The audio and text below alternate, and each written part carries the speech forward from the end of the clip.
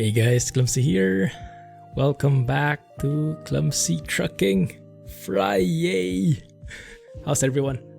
How are you guys doing? Thank you for joining me on this very gloomy Friday morning for me. How is the night for our friends in the US? Let me just do one thing here. Keep that as is. Okay, I am back with you guys. Transcode hype doesn't happen very often. Very rare actually. Thank you for joining everyone. Scotsman nailed it, first on the list.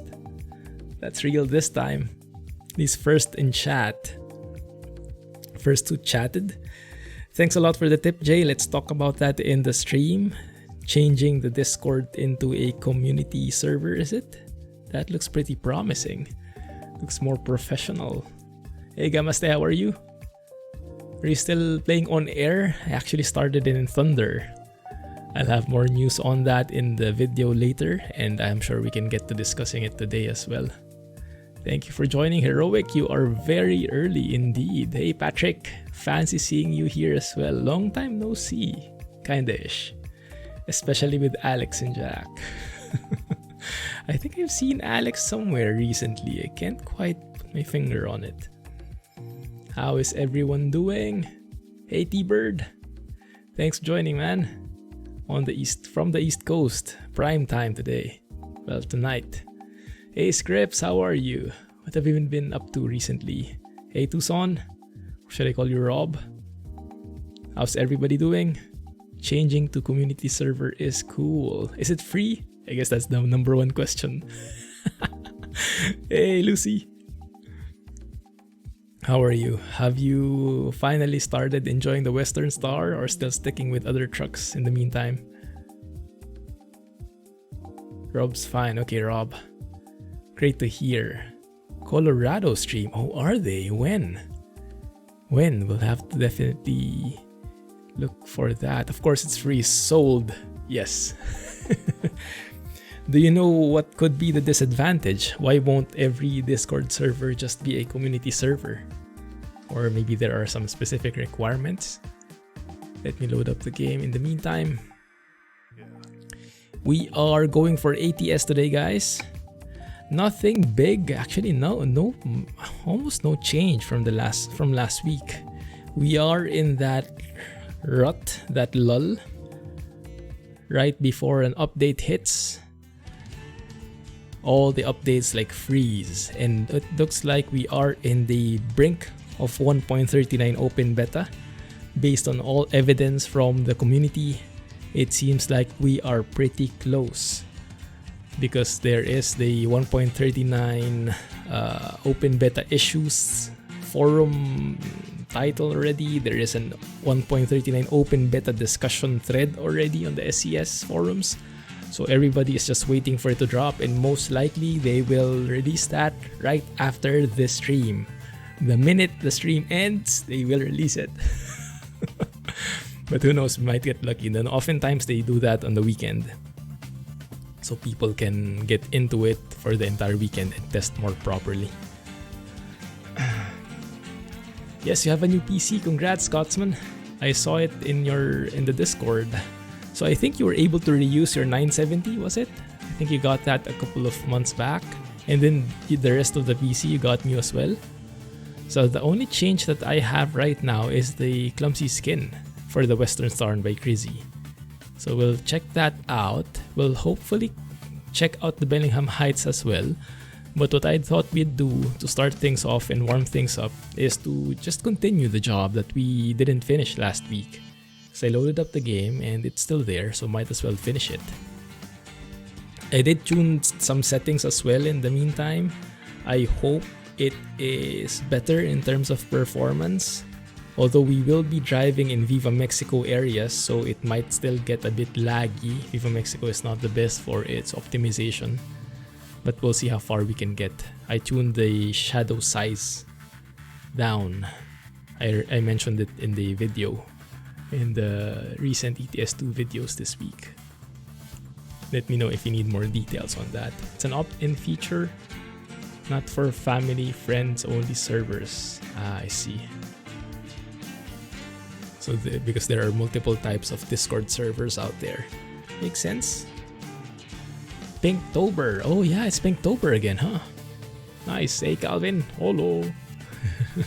Your 973 used from your old rig. Ah, okay, so at least I remember right, not fully goldfish memory. Hey Blah, went up from your Animal Crossing world. How's it been? Have you been fully immersed yet? Hey Lucas, 1.39 tomorrow. By all points, all evidence points that way. What do you guys think will be coming with 1.39? Let's go and speculate, discuss. Maybe you've read something on the forums. Let us talk more about that. Right, so in terms of the truck, we still are using the 49X, Western Star 49X. And we are starting off in Punta Prieta, making our way to the southernmost part here in Cabo San Lucas. 675 miles to go. We can change our skin though, our paint job somewhere here. Let's do an SA paint job. Punta Prieta.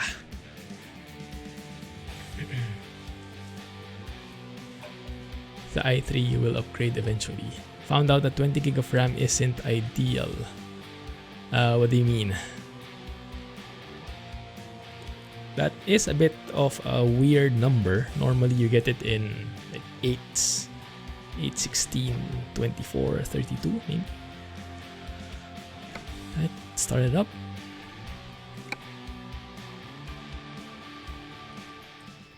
Yeah, 1.39 open beta most likely will be tomorrow. Or later for me, probably. What time is it? 9:45. It's probably in the evening. So we'll go to the mechanic and we'll stop there. And let's turn off the preview here so we get some nice performance going. There you go. That should be a bit better for you guys, less stuttery.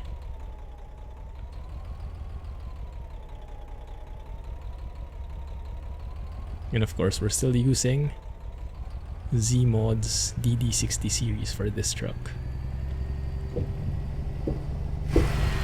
Oh crap, this is going to turn out well. U-turn slot. Well, not U-turn slot, yet a U-turn on this kind of rig. Well, it seems like they are handling it well. Almost was at the brink of collapsing there. Okay. Falaverissimo. How are you? Welcome back, man. How have you been? 8 plus 8 plus 4. That does sound a bit weird. And depending on the game you are playing, maybe that extra 4 doesn't help much. I'm not sure if it slows down the system even. Not very familiar with the different combinations. More DLCs, ETS2 or ATS. With the way things are going now, how is it, guys? I think they are matching up. Does anyone have a complete count on how many we have in ETS2 versus ATS? I guess we're talking map DLCs here, huh? Now, how do we loop around there without knotting ourselves up? I like that blinker sound, even though I think it's coming from what, the Lone Star? Might not be completely realistic. Not so sure. Hello, geekers. How are you, wise man? How's it been? Right. Let's go and change that paint job to a Clumsy skin by Crazy. That should be in the mods list as well. There we go. There we go. I'll take that. Looks like a proper work truck. No customization for colors, but that should be well within the color we want anyway. So let's keep that. Oh yeah, that's a good call. For those who are still missing some DLCs, now might be the perfect time to buy them. I think from what I've seen, there are some huge sales. Is there any special occasion? What event is there? Why do they have a sale? I just feel like it. Like clockwork, yeah. Oh crap, even sharper U-turn this time. How bendy can you guys get? Oh, that doesn't look good. Somehow though, they're still able to steer. I guess realistically speaking, that should actually be a disaster already. And speaking of disaster, I'd rather sleep here. Maybe we can just rest here. Close our eyes for a bit. Let's see. So let's go and do this kind of fancy thing. I hope I don't wreck the stream. There you go. And we'll all sleep and take our time and wake up in the morning for a fresh start. There you go. Are we back? Yes. It's now 6 a.m. Et voila. Just like magic. Alright. You've been great. That's great to hear, wise man.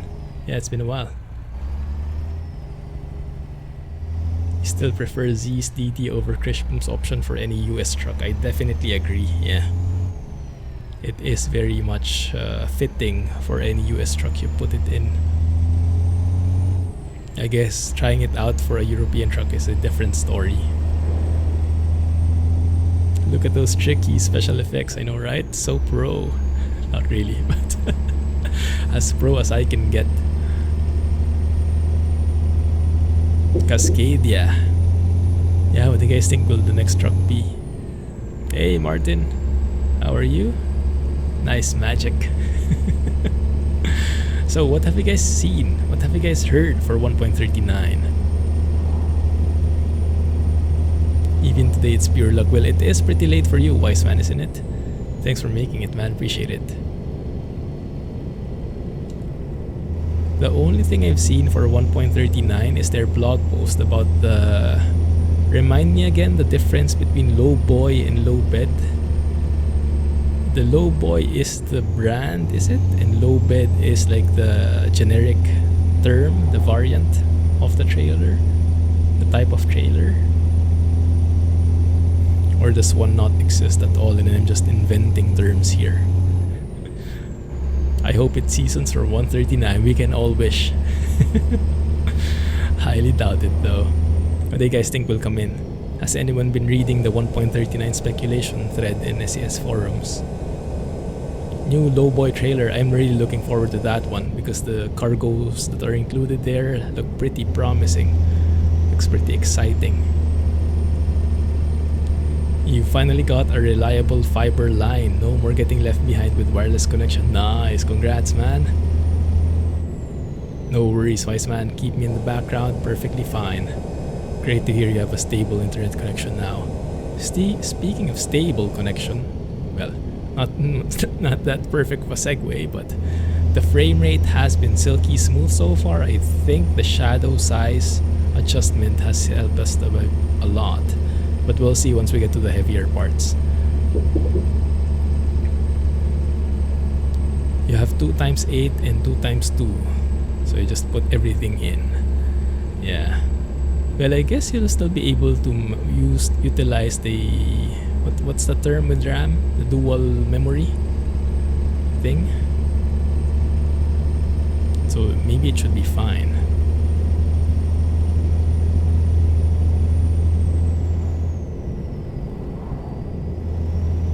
Oh crap.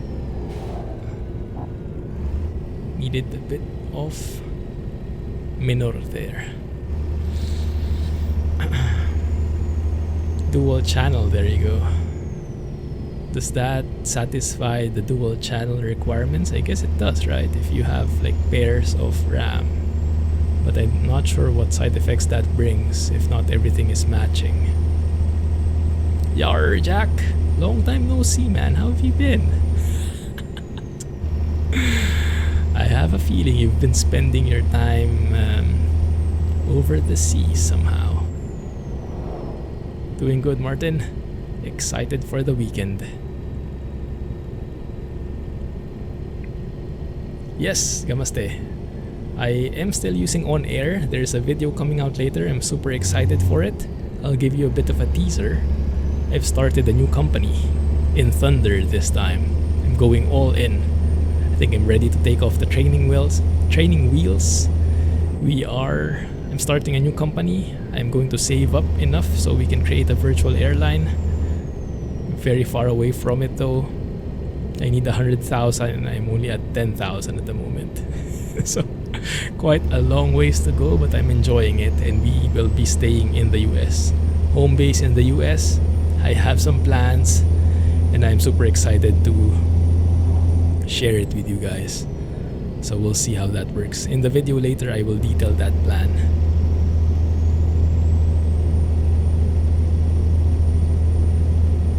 Doesn't the SSAO or something like affect FPS too? Yes, definitely. The SSAO is a very heavy feature.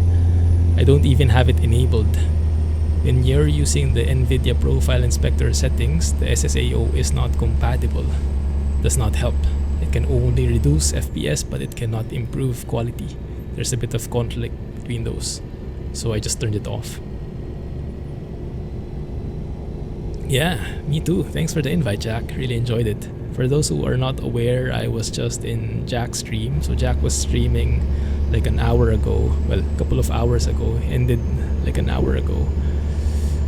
And he was streaming Raft. Go and check out his channel and join us next week. Even though I am not featuring Raft anymore in my channel specifically, I'm still more than happy to play it with the guys. Lots of interesting new stuff in the update.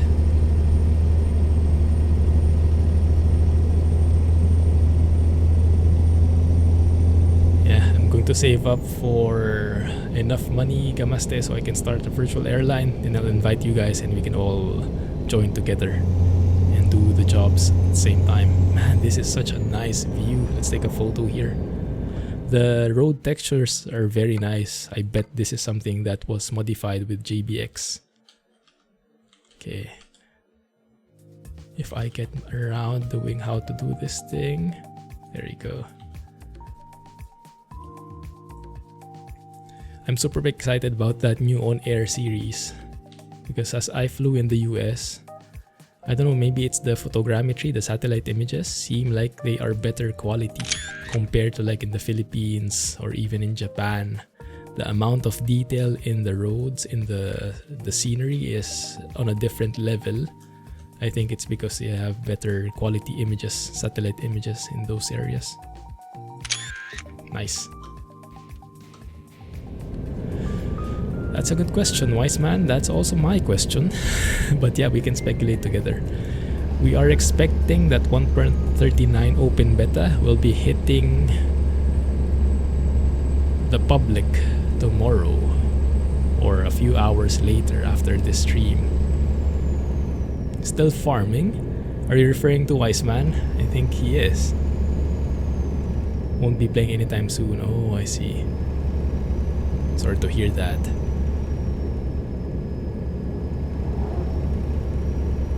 There you go. Thanks for the shout out, Command J. Once you have your airline, you have to do a haul in ETS2 to an airport or something. Fly that thing to the US and deliver it to somewhere in Italy. Yes, that's a very good deal, yes.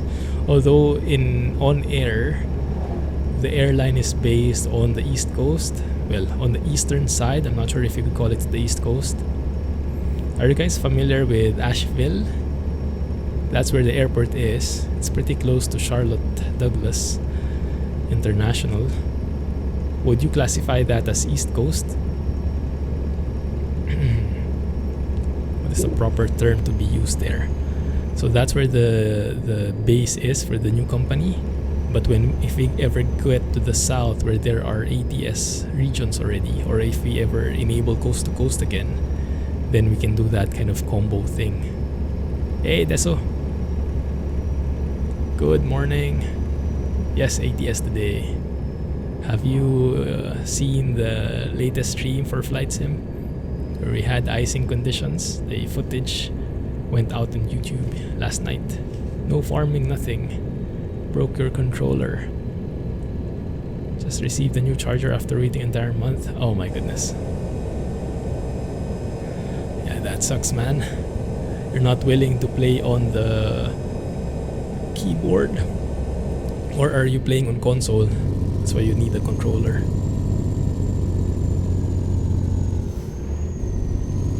Yes, exactly. Asheville, North Carolina. I did not know where that place is. Did not know what to expect. I just looked for a random smaller airport near the bigger airports, so to save up on costs and make it a bit more homey, not too large scale. I saw that, and I didn't know it was such in a very nice area. It was like encircled with mountains. So the approach is very specific. Like you can't just get straight into the airport. You have to follow a certain route to avoid the mountains. It's very nice. Hey Keima. That will be East Coast. Okay, thank you. Alright, so East Coast is still a valid description for it. That's great to hear. Recently traveled to Bangkok. Nice. Where are you originally from, Deso? So you are traveling to Bangkok in these times? How is Thailand now? I heard that he did a very good job in managing the situation over there. And now I don't think they even require masks. I'm not sure. But they are in a very good spot right now. Travel is opening now. Nice. I think I've seen that in Singapore Airlines at least, they are restarting their flights to some parts of Europe. Netherlands, probably not Spain at the moment, but some of the countries which have more controlled numbers, I think, they are allowing travel now. It's an Asus gaming laptop. Oh, maybe this is a good debate. Is it Asus or Asus? What do you guys use, the short or the long A? I'm a bit mixed about this depending on how I say it or who I'm talking to. I kind of pronounce it differently.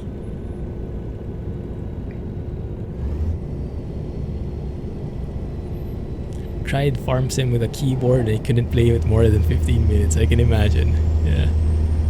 Truck Sim sucks with keyboard, and you're also lazy to update all the mods because you formatted and installed Windows on your laptop. Play vanilla, man. Vanilla with mouse steering is not too bad. Or vanilla with the mouse steering and the smooth interior camera plugin. Very nice. There was a time when I was too lazy to constantly install my steering wheel, like dock it in and connect everything. So I just played with mouse and keyboard for a while. It's not bad. It's Asus. It's Ace. It's long A. Okay, so for Gammaste it's long A.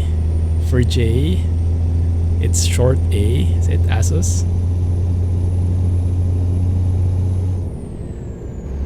Originally from Singapore but moved to America. Ah, nice. And now you are traveling to Thailand. Oh my goodness, it's been a while since I've been to Thailand. More than a year, I think. Love the food for sure. As you guys probably know, my favorite food is Thai food. And here we go again with the food discussions.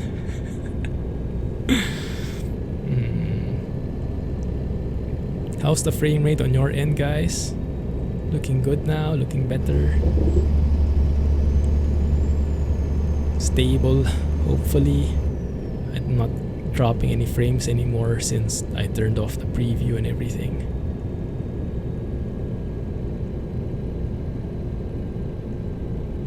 People do say it Asus or Asus.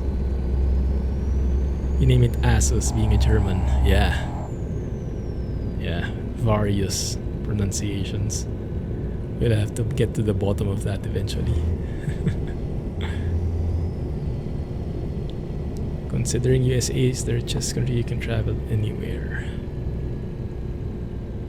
Not sure if you can call it the richest, but I get what you mean.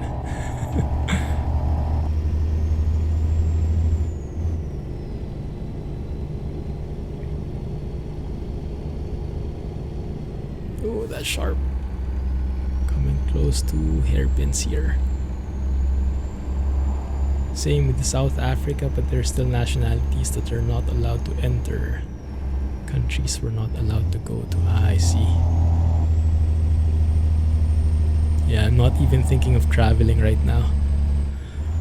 I don't think I will travel until next year earliest. We went ahead and converted our...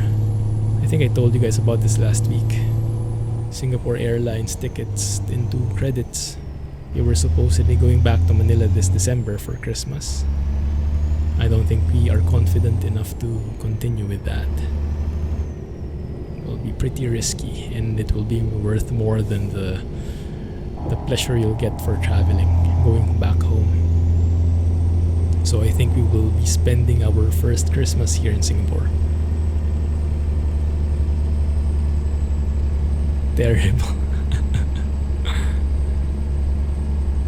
Frame rate's good on your end. That's great to hear, Heroic. Emirates is flying to South Africa now. Lazy tight laws about international travel. Airlines had actually cancelled their flights because regulations were too tight. Yeah, that's understandable. Flights will not get back to normal anytime soon.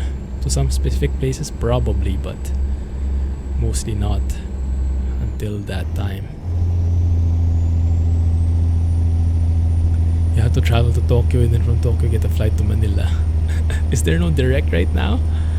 Oh my goodness.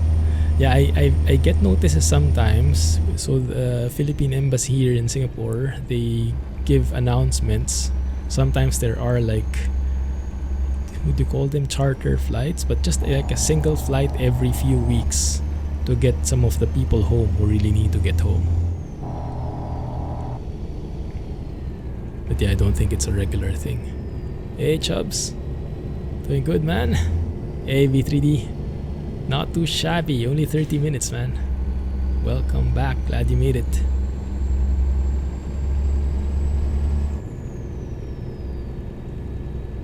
Yeah, I think you're right, Jay. But yeah, I'm not even planning on looking for one. I'm not at ease enough to go flying in this situation, especially when things can change every moment. Can be stable the day you're flying out, and once you get there, a couple of hours later, the rules might have changed already, and you can be in for a sticky situation. Hey, Bri. How are you, man? Yet? Cutting it close. Oh my goodness. Plans to invest in the Philippines.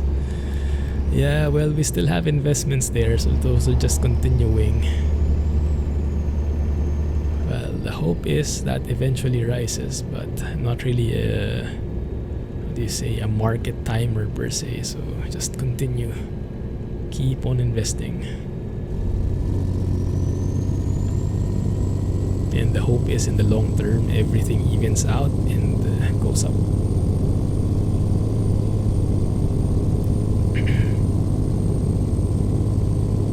Speeding a bit here.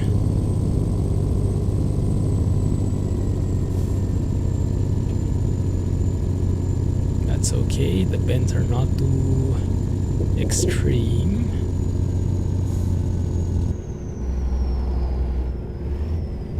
So what else? What else have you guys heard? 1.39. Or do we only know this low bed thing? Low boy thing?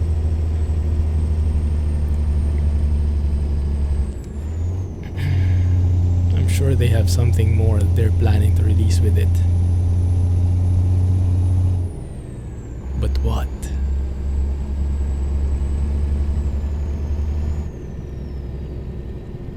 Yeah, I agree, Jay. can think of it as things are on sale right now.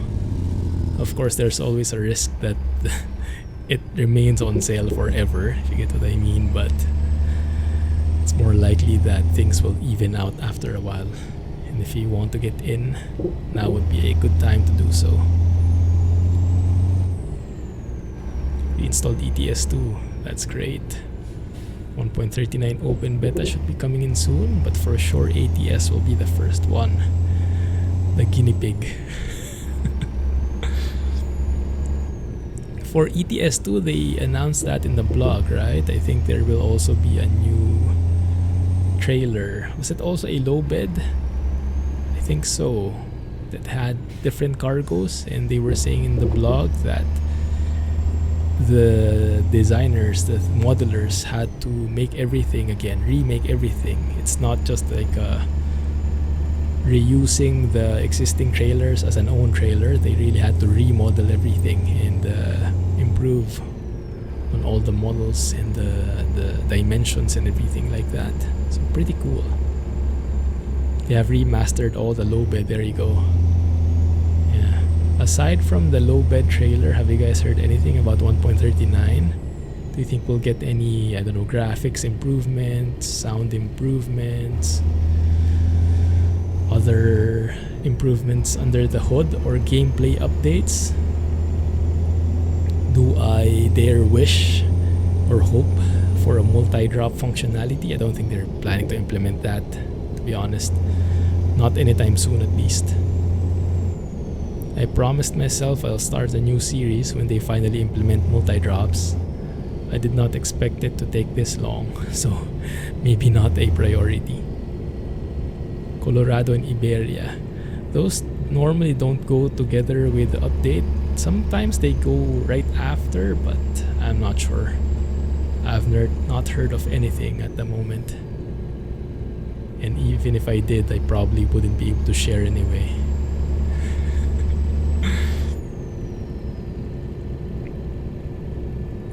Upgrade version for the upcoming DLC. What do you guys think that will include? What do you think that means? What do we need in terms of preparation for the upcoming DLCs? Hey Geek Squad, how are you, man? Live weather, oh my goodness, that would be nice. Physics changes, including wind effect, would be great. Might be a bit too heavy on CPU computations though. Not so sure how that works.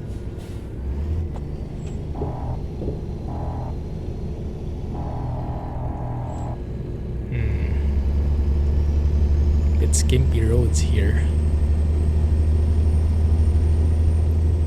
Thankfully we don't have the oversized Jazzy Cat buses filling the roads here anymore. Well, I guess saying they're oversized is not accurate. I guess they are properly sized humongous buses. Doesn't help that they always appear right as you're rounding a hairpin though. AMD killed Intel videos. I saw the one from Jay's 2 cents. Haven't watched the others yet, but it does look pretty promising. The IPC count, single thread performance on the, what do you call it, 5900, 5950X is absolutely decimating the Intel 10 whatever. I'm not familiar with the Intel models. Looks pretty promising for gaming. You will probably need a new motherboard though if you're like me, and if you're still on the 3 series of the motherboards, 350, then you will need to upgrade at least to the 450, I think. But the 550 is compatible, fully compatible. Although they did say that a new, 5 nanometer? Is it nanometer? Technology might be available, might be coming out by next year. And that will most likely require new motherboards.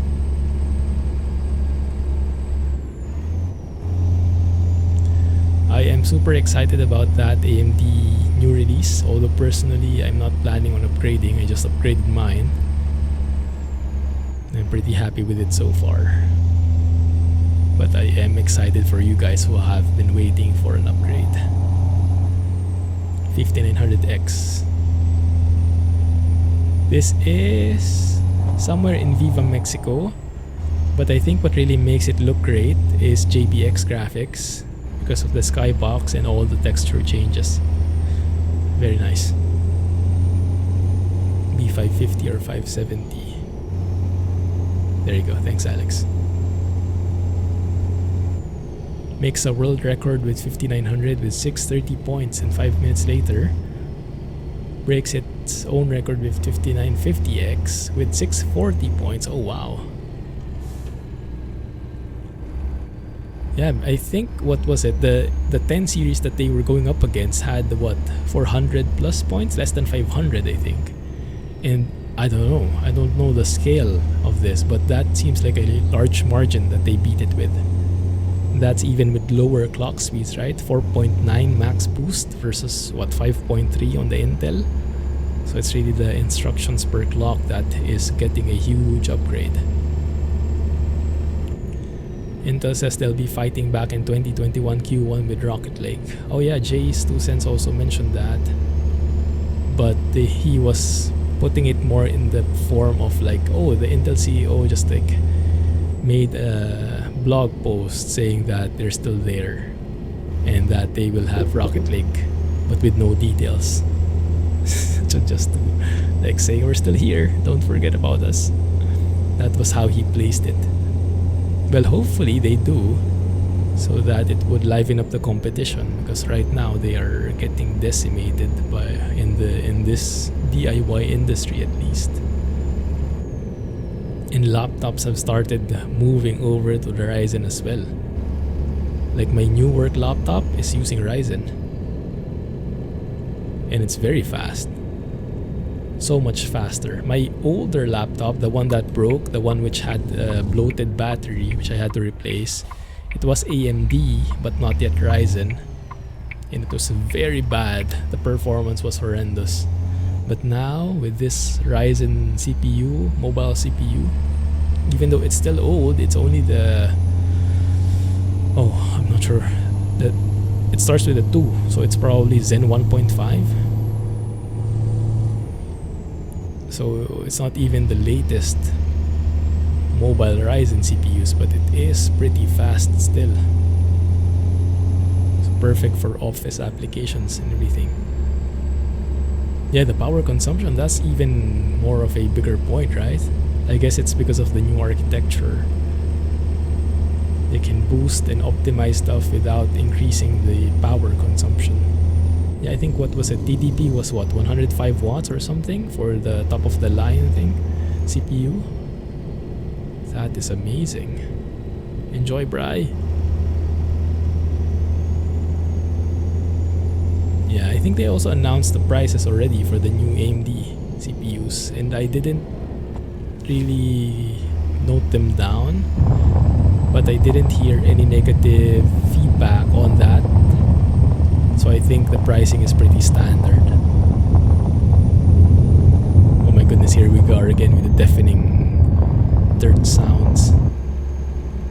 That's exactly what they did right before AMD went live. Yeah, that's what Jay's 2 cents was saying. Radeon GPU, oh yes. When is that going to be announced? That should be October, right? Is that next week? 2 weeks from now? We have to get that because that will force, I'd say, Nvidia's hand. They'll be forced to step it up. Whoa, look at that guy. Ese. Also psyched about that. October 28th. Oh, end of October still? Okay, that's still far. I thought it would be somewhere in the middle. 299, 399, and 599. Yeah, I think that is pretty standard. There is no 5700X though. Is there? From what I've seen, it's like 5600 and then 5800. and then 5900, if I remember correctly.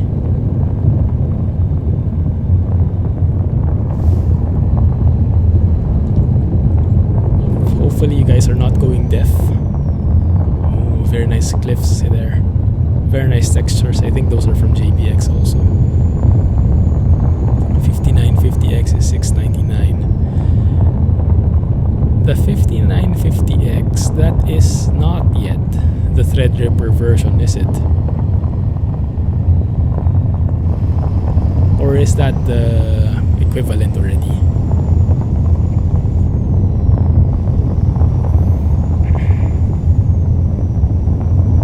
.4K 60 FPS gameplays. The T's at the end of the CPU. Oh, interesting. Okay, it's not the Threadripper version yet. I guess it would be 5600, the new Ryzen 5. Normally the 6 series, the 3600, 2600, 1600, that's like the most bang for the buck variant they have. But we'll see if that changes this time around. So like for gaming purposes, for pure gaming purposes, normally the 3600, the 600 variants are the most practical. Because after that point, it increases in the number of cores and threads, but the clock speeds are not that different anymore. I'm not sure if in this generation that would be different. Not sure if they shared details on that yet. Although for me personally, I went with the 3700X before because I also stream. So more CPU power is a very good deal for me. More cores and more threads.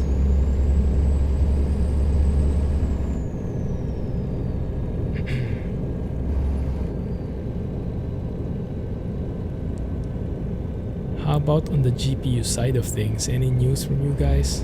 Have you seen a 3080 anywhere being sold?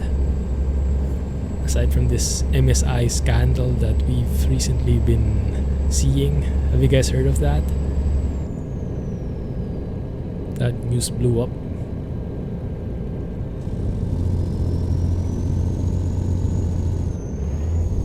Bit shady.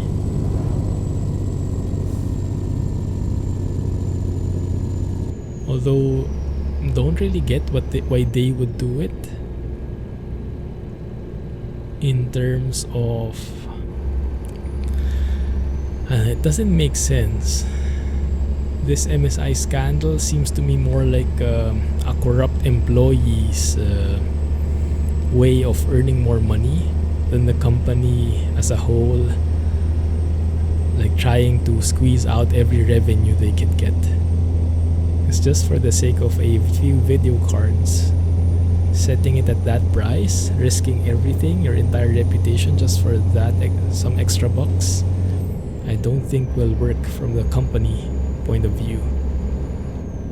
It seems to me more like the guy who is responsible for posting the eBay links tried to squeeze out a few more dollars so he can pocket some of them. That's my personal impression on it. Of course, nothing based on facts, pure conjecture. Hey, thank you for following. Welcome to the channel, and feel free to join us in chat and join us in some geeky discussions. You would need to get a 550 motherboard as you're on an X470. Well, I think the X470 is also still compatible with the new Zen 3 CPUs. We'll have to see the extent of the limitations, but I don't think it will be much.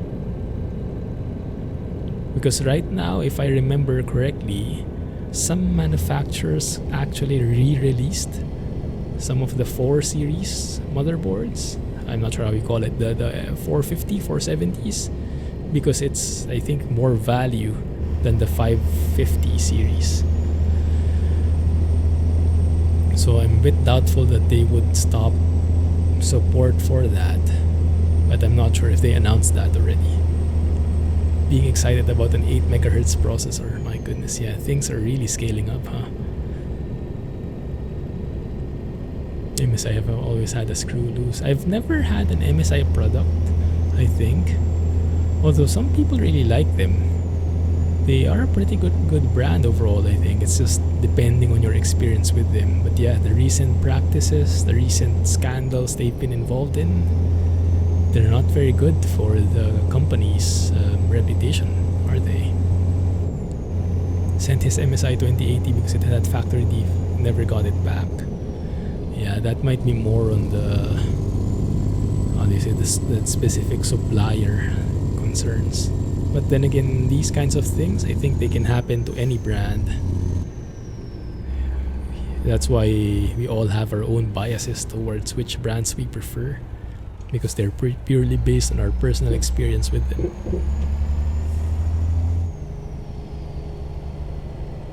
I myself am a bit biased towards Asus products, or Asus products, because that's the one that I've been buying ever since, and it's pretty good. The only time I think I broke that mainly is with this 1070 that I have right now.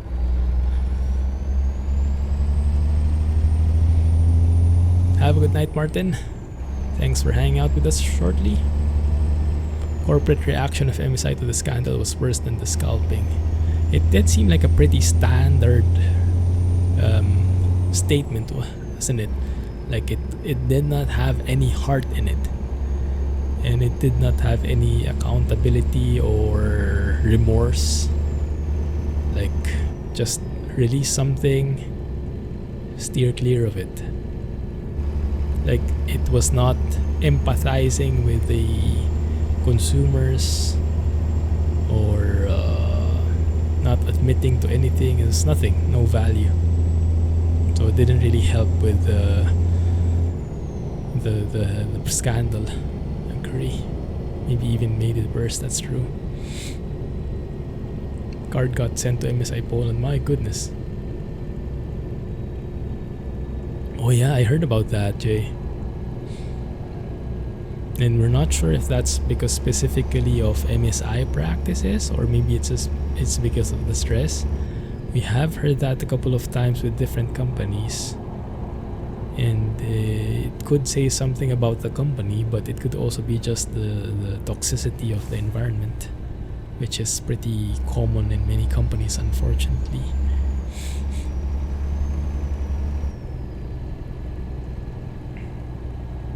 Saving up for a gaming PC might be all AMD if they live up to all the hype with their graphics chips. Yeah, we'll see by end of October what they'll be bringing out. Rumor has it that they'll be 16 gig VRAM GPUs. We'll see how they stack up against the 3080 and the 3070.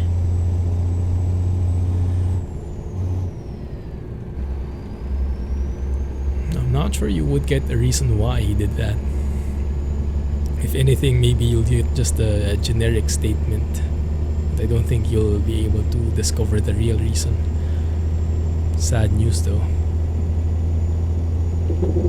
You are a gigabyte person, Lucy. Ah, nice.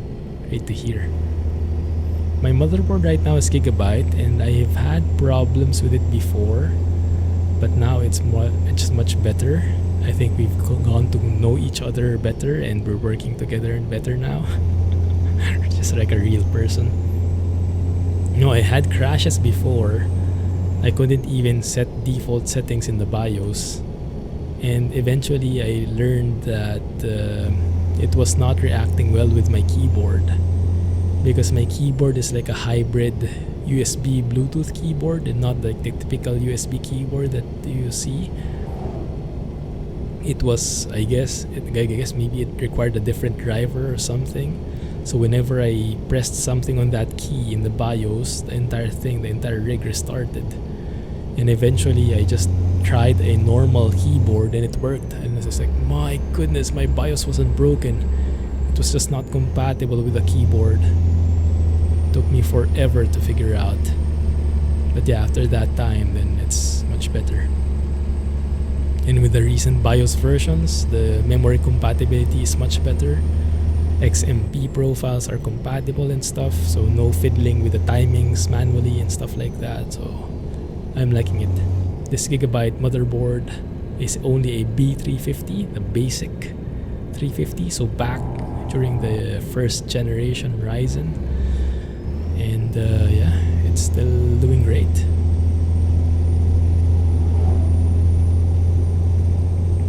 You love their logo. Can't for any reason take liking in the ROG Strix though.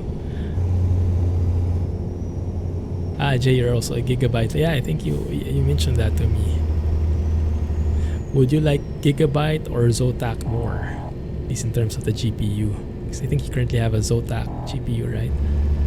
2080 Ti. 2060, best for 2060, I'm not so sure. You'll have to look at the individual reviews because it is different for each card. Sometimes it's just down to like manufacturing.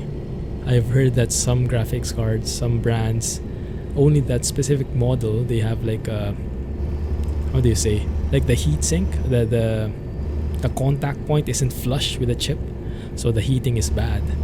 The cooling is bad, and it's like only for that specific model.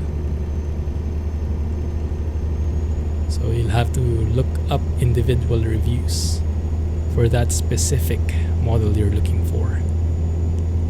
I could even imagine a 2060 Super would be like, could be different as well, even on the same brand.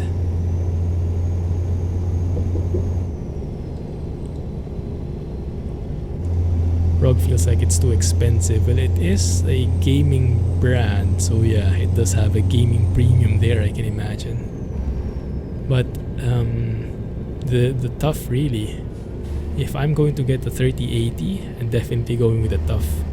Based on the recent reviews from everybody I've seen, and I've watched a lot, the TUF seems to be the best 3080 right now in terms of value and performance. Temperature and everything. They really did a good job there, because I think previously the TUF was not very well received. I think in the previous generation of Nvidia cards. So I think everyone got surprised that the TUF was really good in this time around with the 3080. So yeah, that's exactly the point I'm making, that it really depends per model. You'll have to look at the individual reviews. You have a Z390. Is that an Intel motherboard? Asus ROG, a bit overpriced most of the time. Yeah, the gaming premium, yeah, the gaming brand does have its premium, but if you want just like peace of mind, you know that it will work, that's why you pay the premium, that's why you pay for the brand. And sometimes that's actually worth it, especially if you're into RGB and stuff, because almost all the gaming brands have their own RGB elements into it.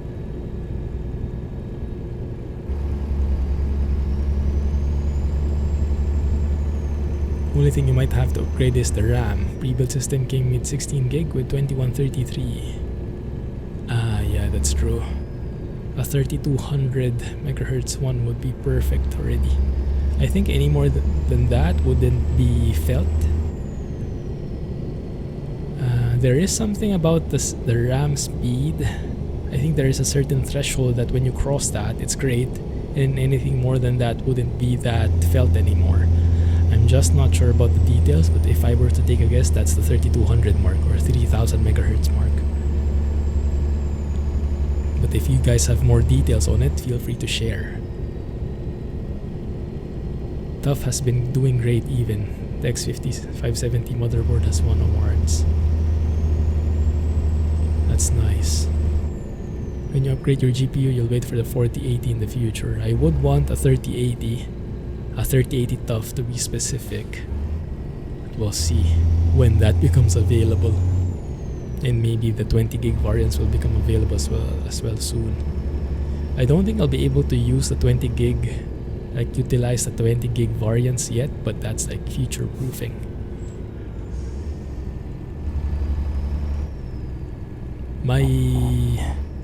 initial feeling is if NVIDIA ever releases a 20 gig variant of 3080, let's say everything is the same except the 10 gig versus 20 gig VRAM, I would guess, just a guess, that the performance wouldn't be far off in many games right now, except those which really, like, what is it, the latest Battlefield, it just chews up the VRAM. But for the others, I don't think it will be that felt. For a new Intel 9600K, nice.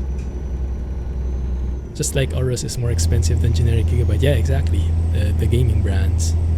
Because those are the high-end ones with the gaming premium. More RGB lights, so it's faster, right? No, it's better cooling as well. Beefier coolers. More friendly for overclocking purposes and whatnot. Hands-on Founders Edition. Guess the best cooling in pause caps. Don't let Jack hear that, pause caps. RGB is crap, Vecco. I thought you would have a rainbow colored RGB setup ready, Alex. Isn't that what your custom cooling, custom water block solution is all about? The rainbow colors all around all the watery parts? I heard that. Yeah, for me it's going to be the tough. It looks great as well. I even measured it already, like if there it becomes available I might get tempted. I measured it in my CPU, it will fit. It's much bigger than my 1070 but it should still fit the casing. And yeah, the tough, how it looks is very simple, very elegant, black finish, no RGB lights. It's perfect for my taste. So that's in my wish list.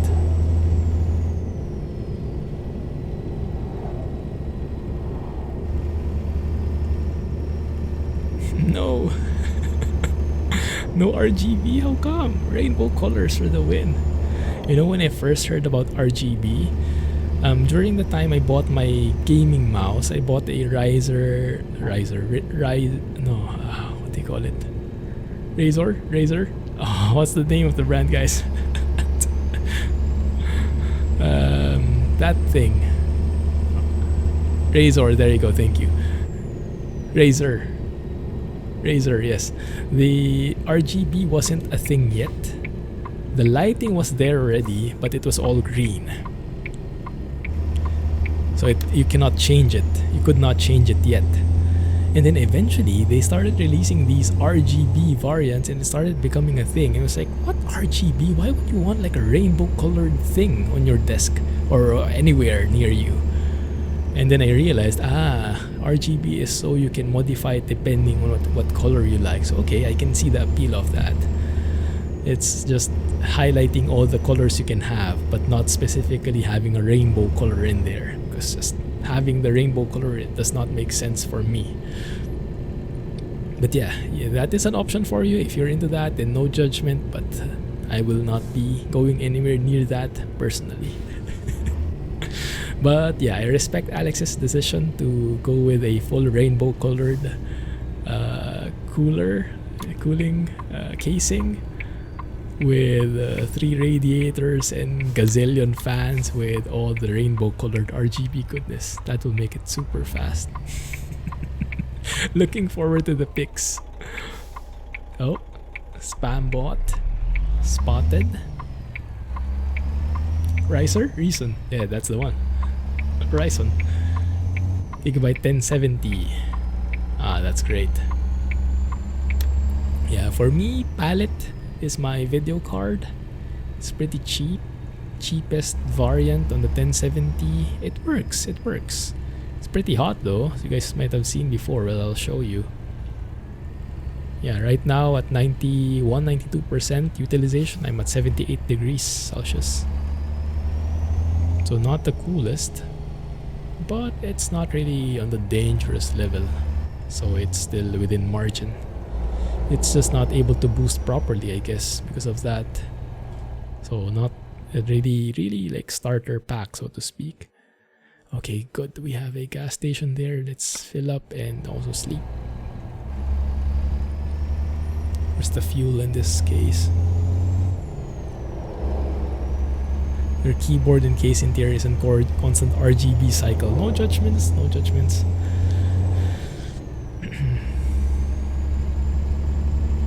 But my goodness, that must get pretty dizzying, huh?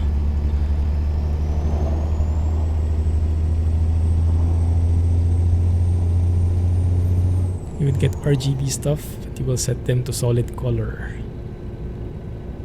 Yeah, solid color makes sense. You can have like a theme in there. And that can make it pretty clean. Pretty clean look, like a white RGB. Just making it feel a bit more futuristic. I can get behind that. But rainbow color, Roy G. Biv. Oh my goodness.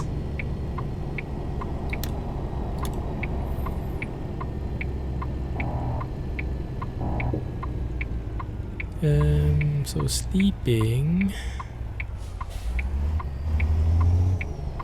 Can we sleep before we gas up maybe?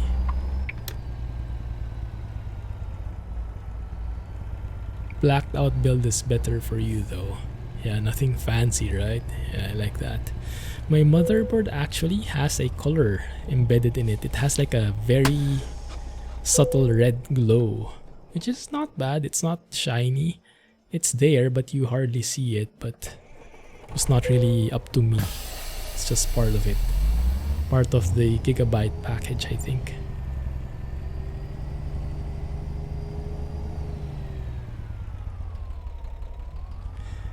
Presim cooler with their 37. Ah, yeah, I did not. I went straight for my custom cooler. Because I started with the Ryzen 1600, right? And then I bought a custom cooler for it. And then when I upgraded to my 3700X, I just used that same custom cooler immediately. So I didn't even get the chance to try out the standard one. I got to avoid the RGB goodness. Blackout or two-tone, yes. How about for you guys? What is your ideal build? What color? What for you, Alex? What plans do you have for RGB stuff? Do you plan on having like a colored coolant thing? Like neon green or whatnot? Like goo? Alex's goo strikes back. Full of RGB vomit. They say it speeds up the PC, so can't blame them. Squeeze in here.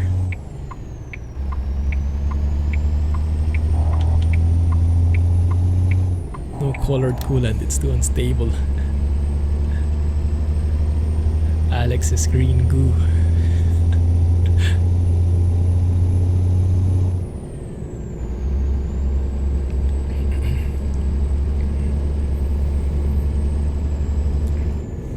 RGB fans. Fancy. Nice sunrise there. You won't be able to really see the coolant anyway. Oh, because of how the case is built.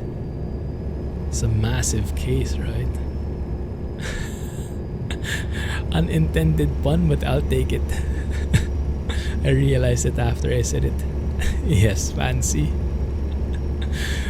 Purely unintentional, but I guess Alex and Jack are rubbing off on me.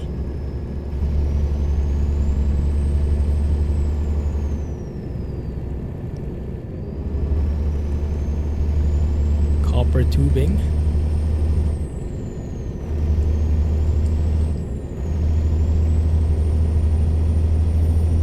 Red constant on your keyboard and mouse, purple on your graphics card, and Yes, let's take one of those.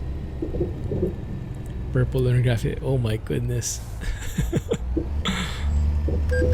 No wonder your PC is always smooth in terms of frame rate. You have all the RGB stuff. I remember SES actually synchronized. Well, which keyboard was that they supported, that the RGB on the keyboard and mouse can actually sync with what's happening in game. Like if you get caught speeding, you get a ticket, the RGB lights would actually flash like a police car siren or police car lights. That would be pretty immersive. Default one that comes built with them. Razer Chroma. Oh, that's the one. That's fancy. I guess it's more of a novelty that you kind of get used to after a while, but yeah, probably wouldn't pay extra for it, but if you have it already, why not? Purple looks always pink. Actually quite like the purple look. I've seen some builds. Who was it? I think it was Shashlik King who shared his pictures at one time. He even had like those custom lights, not on the casing or not part of the PC at all, but just lights for the room, like purplish, bit pinkish, but it was actually quite nice. Very gaming look, not too shabby.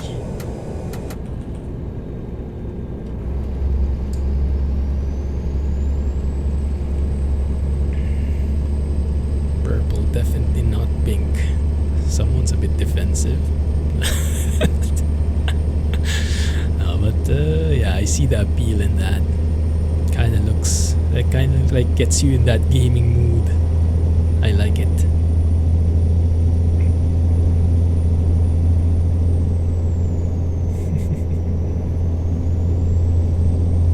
Yeah, it is Pinktober after all.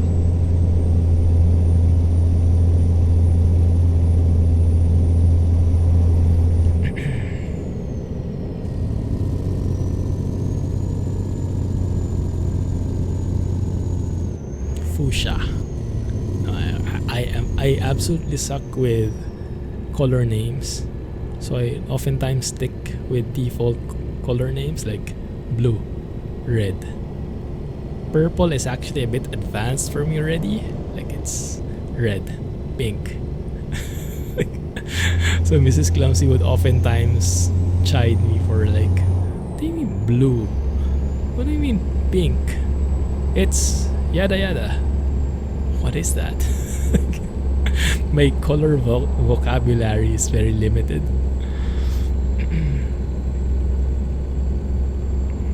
I stick mostly to the primary and secondary colors.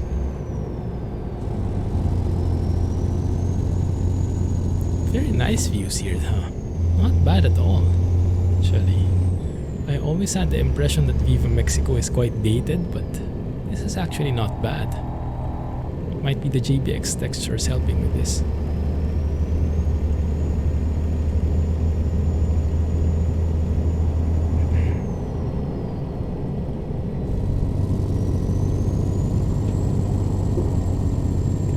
So any 3080 sightings you guys have seen? 3080 or 3090, whether online or in physical stores? Have the stocks been arriving at least? Not sure what their plans are there. I really hope there is no shortage, but it does seem like it based on the announcements. Would be great.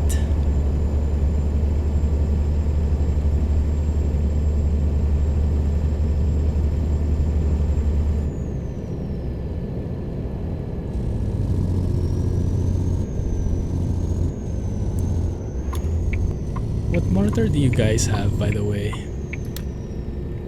I'd like to get a feel of what monitors you guys are using. You have like the standard 1080 ones, 4K, 1440, or maybe an ultra wide. Specifically, I would like to get your opinion on ultra wide monitors.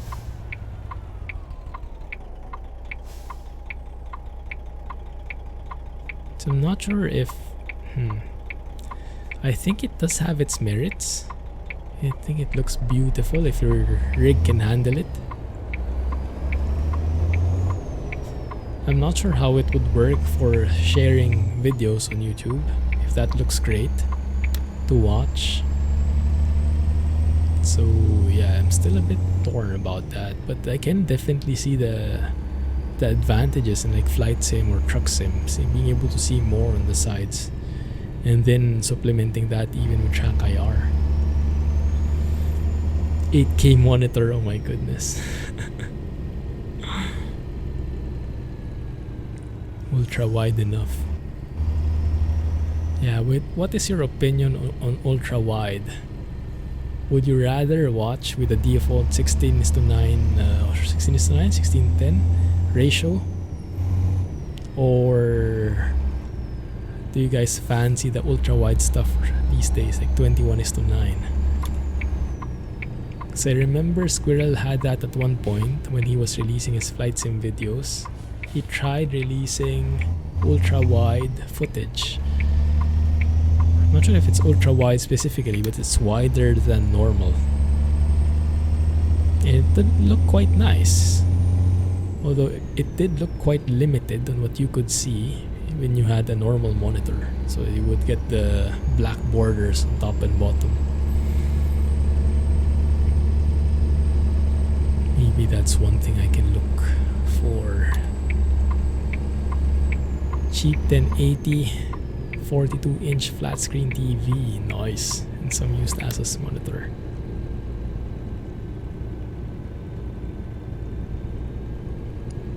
$1080p. Yeah, that's still the most common setup these days, 1080. Oh, we're here, finally. Large flat screen TV, ultra wide on YouTube vid is pointless. Wombat is now using an ultra wide monitor. Ah, cool. What resolution is he doing? Like 3000 plus by 1440 probably, or 4000 plus by 1440. I think Wombat has a 2080 Ti, right? Should be good use for his rig. How does it feel watching his videos in an ultra wide? Like, he posts YouTube videos in ultra wide resolution, and you're watching that in a normal aspect ratio monitor, widescreen monitor. Doesn't it feel a bit like lacking in a way that you can't maximize your monitor space, like V3D mentioned? Doesn't seem like he's a fan. How about you guys? Do you like it? Do you mind it? Is it more or less the same? I have mixed feelings about that. In a way, I like that I'm able to see more on the sides, but I don't like not seeing, like not maximizing my monitor real estate space.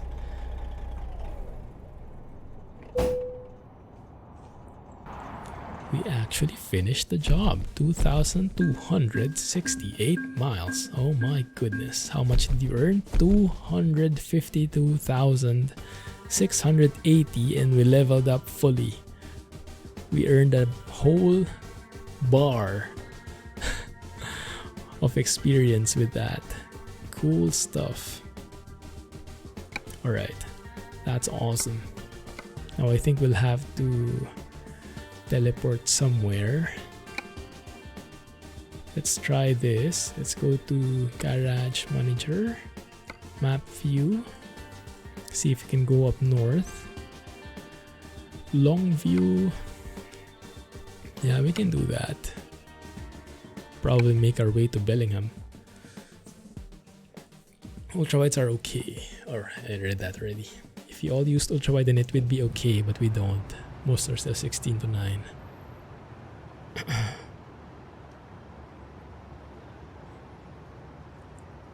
You have an LG monitor because it uses the Philips display screen. Philips is a really good screen maker. But what aspect ratio are you using? Are you in 16:9 or ultra wide?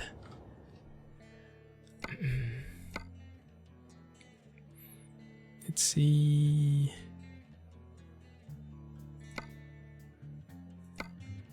Is there something that goes to Bellingham? Where are we right now? 1 second. Olympia is where we're at. I want to explore more of Bellingham because of the Bellingham, what's the mod called? Yeah, but adds all of these details in it. Would be nice for a change. So let's have a look at the Olympia jobs.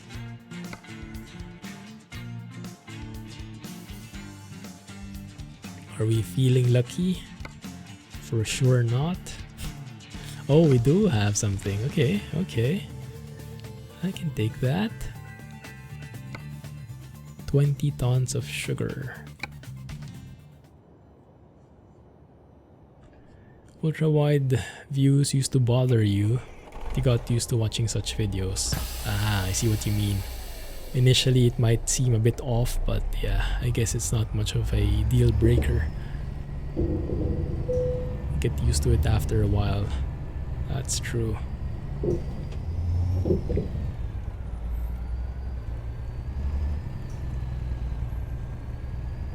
$16-9.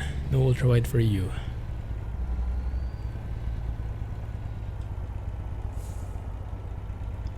You can set it to ultra-wide, but you'll still be streaming and it's 16:9 if ever. Yeah, I get the point in that. Yeah, and getting an ultra-wide is a bit tempting. For me personally, I do want to see how it looks, like having an ultra-wide resolution, like flying in ultra-wide monitor seems very interesting. But yeah, for content creation purposes, I think 16:9 might still be most applicable. So if ever, like having an ultra-wide monitor, but still like having the game in windowed mode, 16:9 ratio, and just sharing that one, and the utilities could be on the side of the monitor. The only reason why I would like that kind of approach is to avoid this Windows refresh rate thing that's bugging me. But maybe I can avoid that if I can just if I can just let's try a Rocky Mountain double. It's not even legal here. Well, it does allow me. Okay. Yeah, I hate that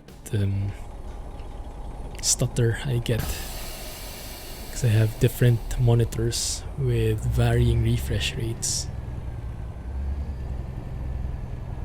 and I have to do a couple of workarounds for it.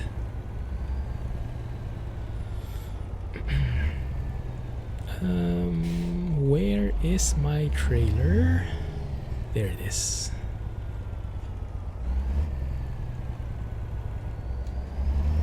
Yeah, YouTube does work with ultra-wide. I guess it's just that other people don't prefer it yet.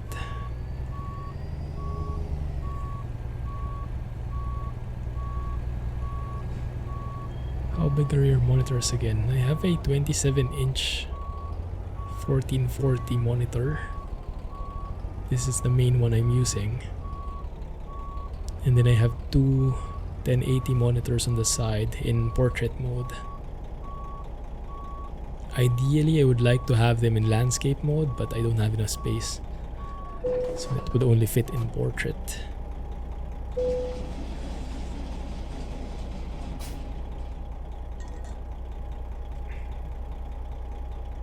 Boom. Who did you time out, Jay? Was that the same spam bot as before? Alright, so we are going actually, that's a bit sad. We're going to an old area in Bellingham, but what we can do is we can take the longer route, probably. So we can do some kind of loop around here. Yeah, something like that could work. Just to see how generally this area looks like. Same spam, thanks.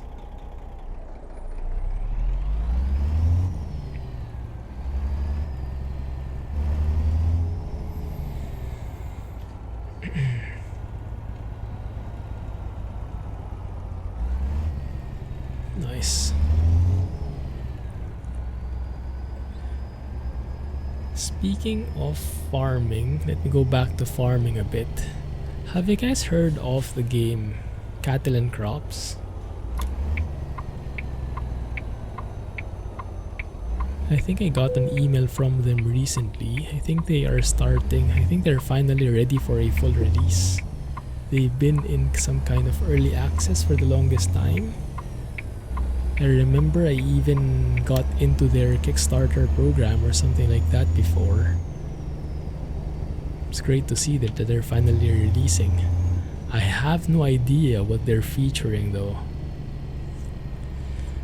But I've heard very good things about it initially. That's why I became a Kickstarter. I supported them in Kickstarter, but I have not been up to date since. No, Cattle and Crops is on PC.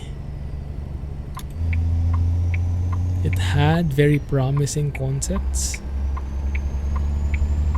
but I was not able to keep track of the updates.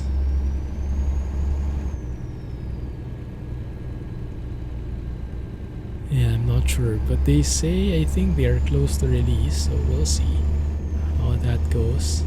Hopefully it has become polished enough for a full release. That might be a good alternative to check out and compare, because right now when you say farm sim, there's only one real farm sim that you would be probably thinking of. A worthy competitor would be a very welcome addition. Just like in truck sim, huh? How about On the Road, guys? Have you guys been hearing about On the Road recently? I've gotten a comment on YouTube suggesting I should try On the Road. Not sure if it has received any update since then. I do like that it has multi-drops though, but last time I checked it was still a bit rough around the edges. Not sure if it's been refined more since. CACS caused Giants to rethink and remake FS, hence the missed release. I think you're right. Yeah, I think they stepped it up a notch because of the competition. That's great to hear. That helps already as early as this point. Didn't look too good. Yeah, I saw some also before, but they were a bit old.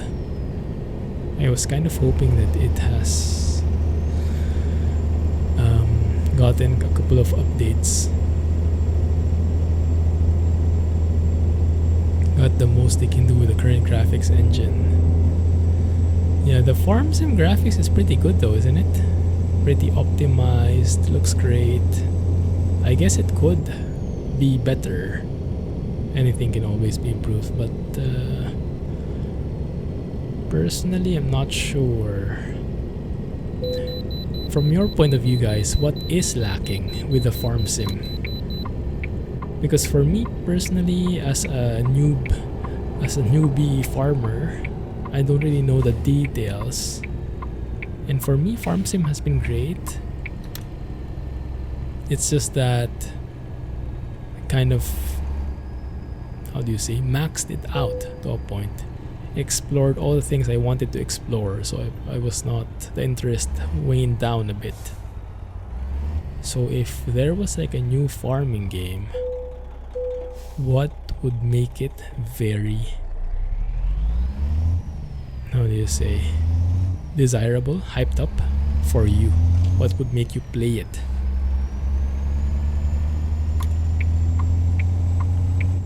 Or you could rephrase that into saying what was lacking, what is lacking in farm sim, from the actual farming point of view of being like a simulator really. I'll always stick to ATS 2 because it has way better graphics and better sounds. Better graphics and better sounds. Let me see if I agree with that statement. Graphics wise, let me see. Isn't ATS2 and ATS graphics a bit more dated than Farm Sim? I had the impression Farm Sim had more up-to-date graphics. It was a bit more arcadey, definitely, but in terms of physics, I guess. Physics, pharmacy physics. But graphics wise, it was not bad, right? I guess it did not have as much detail in the cabin, in the interior, but that might have been more of a design choice because you mostly stay in third person anyway, because it was more arcadey. But in terms of the graphic capabilities, the graphic engine capabilities, I would have imagined it was more than capable of having this level of detail as well. It's just my impression though. As always, no facts to support that, just pure conjecture. Let's take a photo there. Cannot miss that one. SimCity! I was a fan of SimCity before, but I don't think I ever got that good with it to build like massive cities. I was more into I got more into City Skylines than SimCity, I think. They are in DX11. Well, now so is Truck Sim. But yeah, I guess at this point, Truck Sim is still its infancy in DX11 sense. Just finished porting over from DX9, and I guess there's a long way to go before they can utilize the capabilities of DX11. How are you, Snoma? What have you been up to these days? Hey, what the? How are you, man?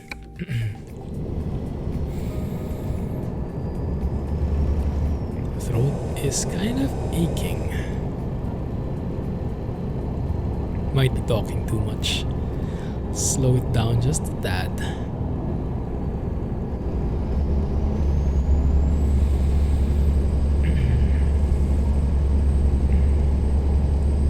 So what we'll do, we'll explore Bellingham and then we'll try and make our way east probably. Explore Idaho again from there. Go south down to Utah and go as far as we can. But in the meantime, let's enjoy these beautiful highways, bridges, and city skylines from Washington.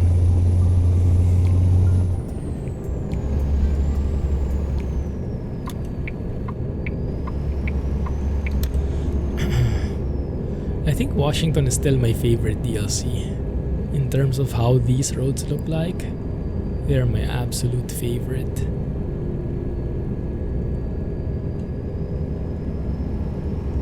Maybe that's because of all the bridges, huh? Might be a bit biased there. I wonder if Colorado will change things. Still searching for a new computer. That would be pretty cool. Hopefully find something with a 3080. First time I've seen a Singapore-based computer shop. I saw a Singapore-based company that makes custom PCs, branded custom PCs, I think. Call it branded. Well, they have their own brand and they make custom PCs. And they say the 3080 has arrived. It's like, where? Really? I'm not so sure. I'm a bit pessimistic. I have seen the 3080 on the online shops here. Online platforms. Mainly the Gigabyte one, I think, is the only one I've seen for sale. But it's only pre-order. And they say that the stocks will arrive in 2 to 3 weeks. Something like that. So we'll see if that really works. But yeah, people are starting to buy it. And the price is not bad. I mean, the price is I think around 1,200, 1,300 SGD. Make that into USD, so probably around 1,000 USD, which is probably standard retail price plus taxes and customs and whatnot. So not too bad. We'll see if the stocks can hold up though. Level 51. try and remember. I think it's Aftershock PCs. If I remember correctly. I just saw it in Facebook. I got targeted ads. Advantage of using Shumi's MP4 compared with the default one? Well, normally Shumi's trucks have more stuff in them for customization. Like some of them have like the animated steering wheel, so when you start the engine, the steering wheel moves towards you. And then they have like custom other additional config points. So that's what I would recommend. But if you are perfectly fine, if you like a simple J-spec truck, then the default MP4 might be good already. Maybe no need to move to Shumi. Yeah, Aftershock. Probably they have it available or will have it available soon. Level 51, I haven't heard of it. They haven't targeted me with ads yet. Is that a custom PC builder as well? And is that based in Singapore? Would be great if they built me a PC. So if anyone's watching from level 51, I'm here.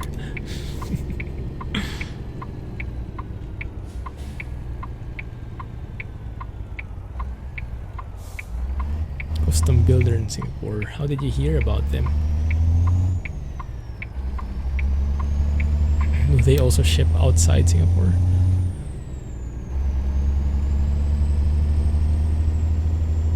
Shipping PCs overseas sounds very complex for me. Like, but I guess these companies have found a way how to do it, huh? Locking parts down, filling them with bubble wrap or something inside the casing, disassembling some of the more fragile parts. I don't know how it works, but I guess they have found a way to do that somehow. Clumsy Signature Series, oh, that would be great, huh? That would be awesome. My goodness.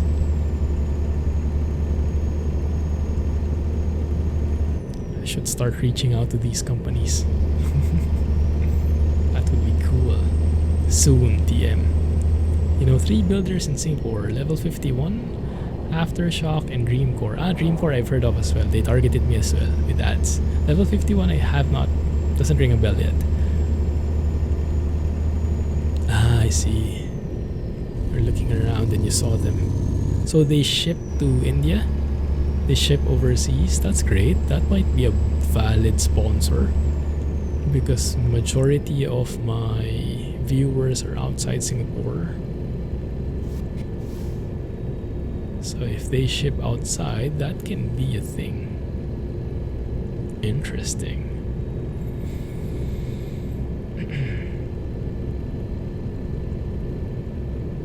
Bacon Creek? Sounds yummy.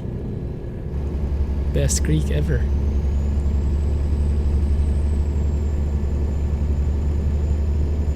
Very bushy in this area. Oh yeah, I think I remember this part. Yeah, this has always been one of the heaviest areas in Washington. Very framey because of all the trees and all the shadows needed. The bushes. Because I can feel the FPS slowing down. Not losing any frames, I don't think, but yeah, the frames are lowered a bit. Maybe around 40 range. Lovingly dropped or accidentally stepped on. And it still works. That's the selling point. Doesn't matter if you're clumsy, it will still work. That's how sturdy it is. Clumsy PCs for clumsy people. Now that's durability for you. You're going to travel and buy it. I see. Cool. Has anyone ever tried shipping their PCs, or how do you say, flying your PCs with you? And were you successful? Sounds like a complex thing. I can imagine you need to do a lot of bubble wrapping or protective wrapping to make that work. I think that's an entirely separate business that people can make a company out of. On the left here. Oh, I think this is the new area. Cool, I like this. Not a PC but a laptop. I see. Yeah, laptop I think is more feasible. The parts are all intact and more or less enclosed. Just have to make sure that it doesn't get thrown out or thrown over by the guys handling the baggages and whatnot. But the PCs, I think, even if the baggage guys take good care of it, might still be very fragile, right? I can remember when Jay's 2 Cents and Steve from Gamers Nexus had that PC building or PC fixing battle. Linus sent them PCs. They had to have specific instructions there. I think they even had to, separate the GPU.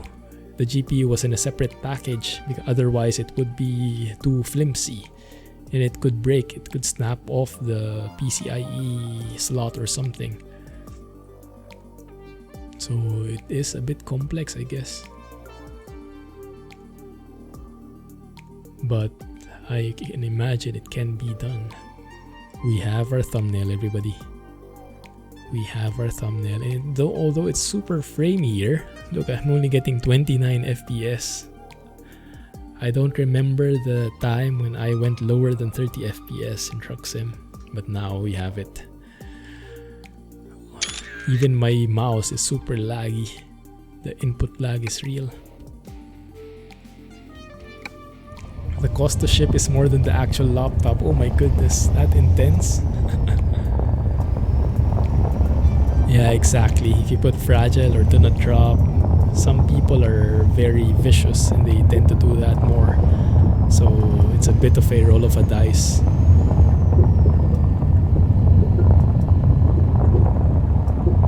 It's better to buy a new one there and just carry the damage. Yeah, I think that's the best way of doing it. Like disassembling the PC as much as possible and just assembling it back when you get the parts.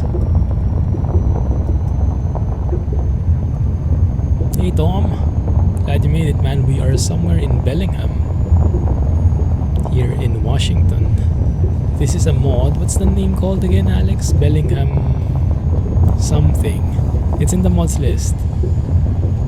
And haven't really checked if there was a new version since I downloaded it last week, but so far looks good. Adds a lot more flavor in Bellingham. It is part of that Bellingham map mod. It expands on Bellingham with these additional dirt roads and stuff. It's very nice. Oh my goodness, there have been 2 updates since last week, really? Okay, so it looks like I am featuring an older version of the map. And of course, we will take a picture and the bridge. Looks like you should be hauling logs. That sounds like a perfect mix. So we are a bit off our element here, but that's okay. Actually, we are right where we belong. Hauling swift trailers. There we go, thank you. Bellingham Heights Improvements. It can get a bit laggy though, I think. Performance-wise, maybe more optimization is needed. That might have been the scope of the recent patches that I missed that Alex is mentioning.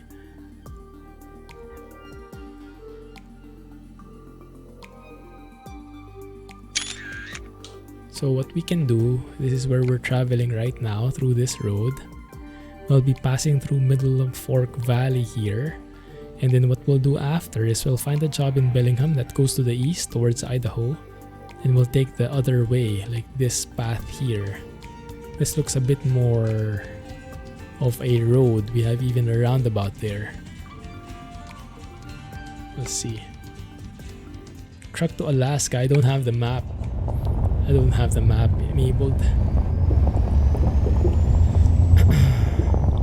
Maybe next time. Has there been an update to the Alaska map? I'll probably get in then and feature it when they release an update. I haven't joined their Discord server yet.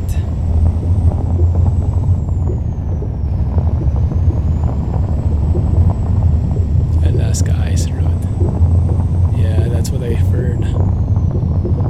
Maybe wait for an update and get into it.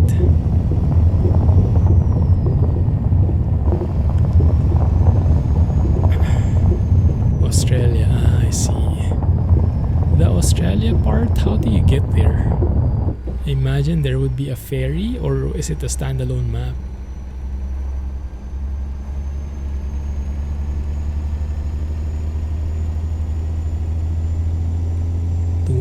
Max to finish it. Yeah, maybe when they release an update for it, I'll check it out. There is a ferry. Nice. Oh, lots of people in here. I like it. People actually walk in the US? I thought you guys just took your cars everywhere you went. Maybe people in here walk more.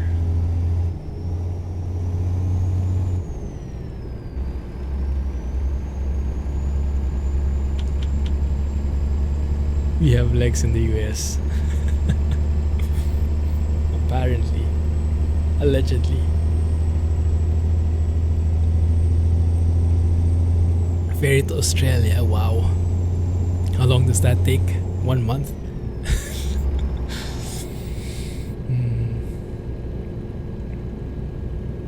In my work, they have these shipping lanes to Australia.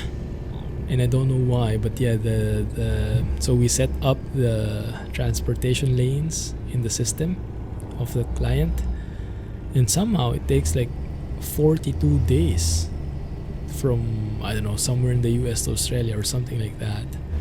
Like, really? Does it take that long? Or probably there are some other factors involved, but like taking a month to get there, my goodness. Sounds so prehistoric. Prehistoric times.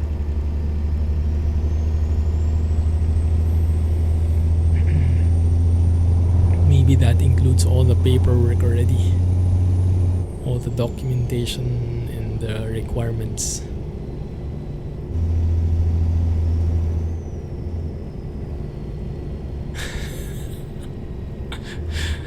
The upside down thing is what takes long. Yeah, you'll have to translate everything into the opposite side. Figures.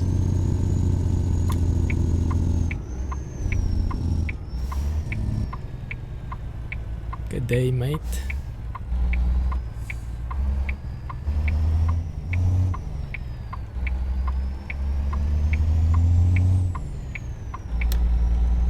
Takes 1 week from east coast of India to Andaman, so 42 weeks is normal. Ah, so maybe it does take that long, huh? On a ship. I don't have a clue. What is the typical speed of a... Wow, that's a pretty steep ramp. You guys see that truck? You guys see that? It looked like a roller coaster from here. My goodness.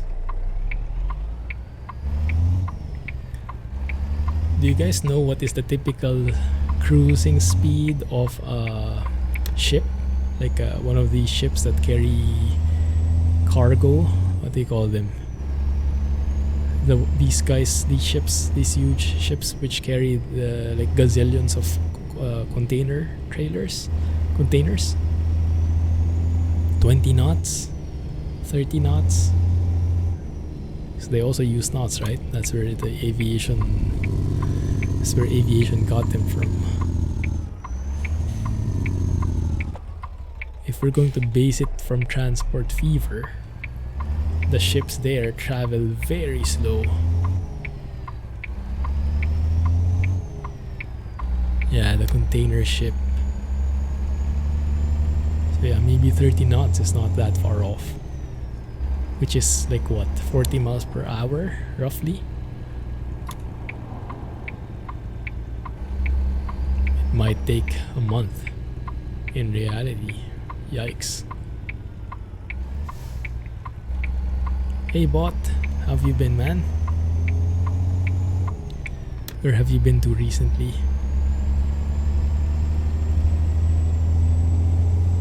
doesn't work with Canadream. Is Canadream still being updated? My goodness, I have stayed away from that map since I saw the paper maches. It was a great first step, especially that early on in the ATS life cycle, but nowadays, with ATS being as mature as it is, I think putting Canadream in there with that quality is going to really be noticeable.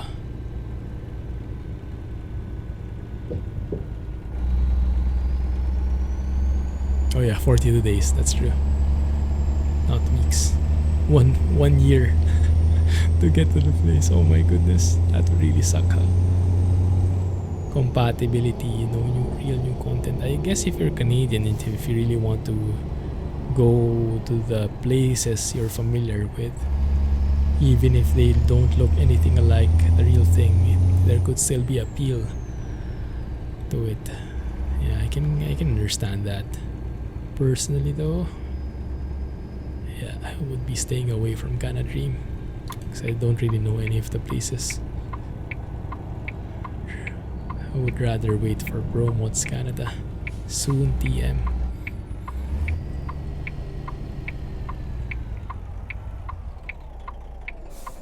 Nice city here. You guys know if this is SES default now we're in? It's getting harder and harder to tell. 16 to 25 knots? Oh my goodness. Really? That's low? That wouldn't even register on the airspeed indicator. My goodness. That's only for taxiing. Wow. No wonder it takes so long. But then again, how heavy are they hauling, right? It's kind of like unimaginable that it can get to the place it needs to go even at that slow pace. Yeah, for container ships it's fast, that's true. My goodness. 25 knots.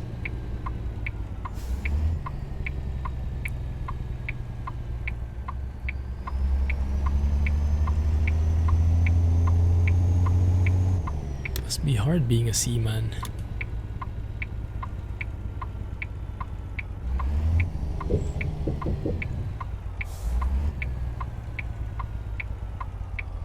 Guy waiting for me? Yes, thank you.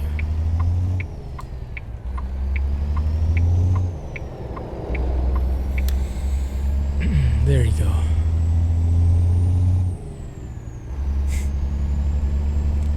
Cheater. Sounds like.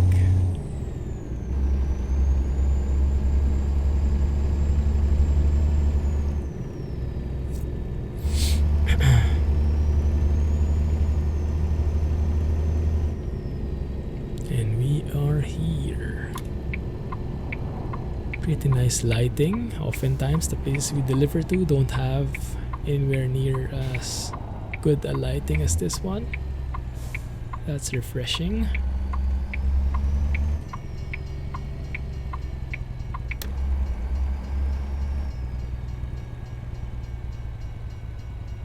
Please don't ask me to reverse, thank you.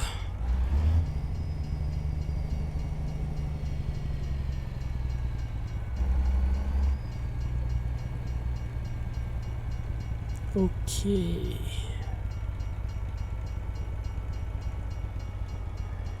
They take, depending on size, around 4.5 nautical miles to stop from 10 knots. Oh my goodness. So they just like, yeah, I can imagine it, because even for like seaplanes, the braking system, well, there are no brakes. So you basically land and drift over until you slow down fully. And with that huge mass, can you imagine how long that takes? Do you guys have stats as well on how heavy these container ships are? My goodness, huh? Of course there's nothing here. Can you imagine one trying to stop from 40 knots? That's true. 20,000 tons. What is that? 20 million kilos? Parachutes. That would be a pretty profitable job. When it's time to stop, you go out of the ship and push from the front. Oh my goodness. Washington, Idaho, there we go. Wood shavings, I can take that. Expires in 16 hours. That means we can actually sleep a bit. Maybe wait for 7 a.m. and the job would still be there. So let's do just that. Sleep tight. Catch you guys in the morning. Like so. Does it work? It does. Fancy. They're too fancy to keep up with. Good morning, everybody. I hope you had a nice sleep. Cheater? No. That's called immersion. Next level immersion. Let's go to IHOP. Oh, that sounds like a good plan, Tom. Would love some pancakes.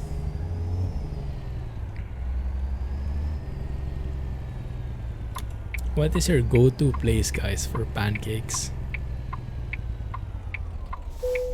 Is IHOP still a very famous one, or is it a bit infamous now? Or has it always been?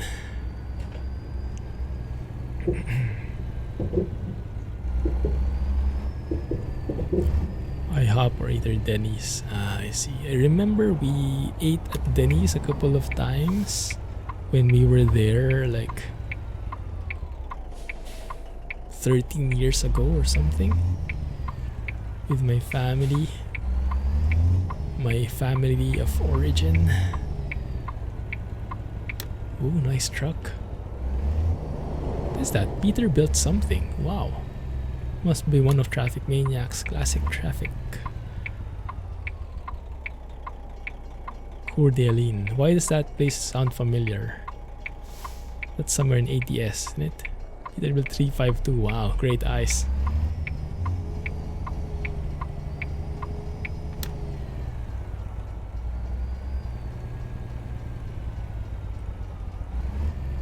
IHOP is better. Bot likes Denny's more. Either way, get that perfect US diner experience. Yeah, I remember. I think that's the number one thing that really throws off everybody who's new in the US. And we are no exception with that. I remember the shock we had the first time we ordered food. It's like, are we eating for the entire week? Is this something that will last until we leave? What the heck is up with this serving size? Yeah, it's the same thing with those pancakes. Was a bit of a culture shock for us. And we had to literally share our orders. So instead of for 4 people, we would only order like 2 or max 3. And still there would be leftovers. There you go. I did love that vibe though. Having coffee in the morning, pancakes, although I don't remember. I might not have been a coffee person back then yet. Right, let's take this other route here. Go through that way. That way, there you go. Now you find the route that I want, and let's go through here, the longer route. Yes, the scenic route. There you go. Pass through Idaho that way. Perfect. Not sure if we can finish that this street, but we will try. IHOP is better for pancakes, but Denny's has better choices. So what is your typical breakfast? Or what is your, how do you say, ideal breakfast, let's say, not your typical one? If you were to go and have a perfect American breakfast, what would you have? Actually, that would go for everyone else as well. What would be your ideal breakfast, guys? For me, well, as I mentioned before, I don't typically have breakfast anymore, just black coffee. This IF thing. So I don't really grow hungry in the morning anymore. But if I were, in some days, like last week, for our staycation, as part of Mrs. Clumsy's birthday celebration, we had breakfast at one time, but nothing fancy, just McDonald's breakfast. It was still nice though. But if I were to have an ideal breakfast, most surely I would have coffee. What would I pair along with it? Oh, that's hard. Maybe I can get some ideas from you guys. I'll read first. Cornbread and meatloaf. Yum. Pizza. Rohan isn't here yet. Goodness. Record videos in HEVC for OBS is awesome. Ooh, wow. You found an encoder for it? That's cool.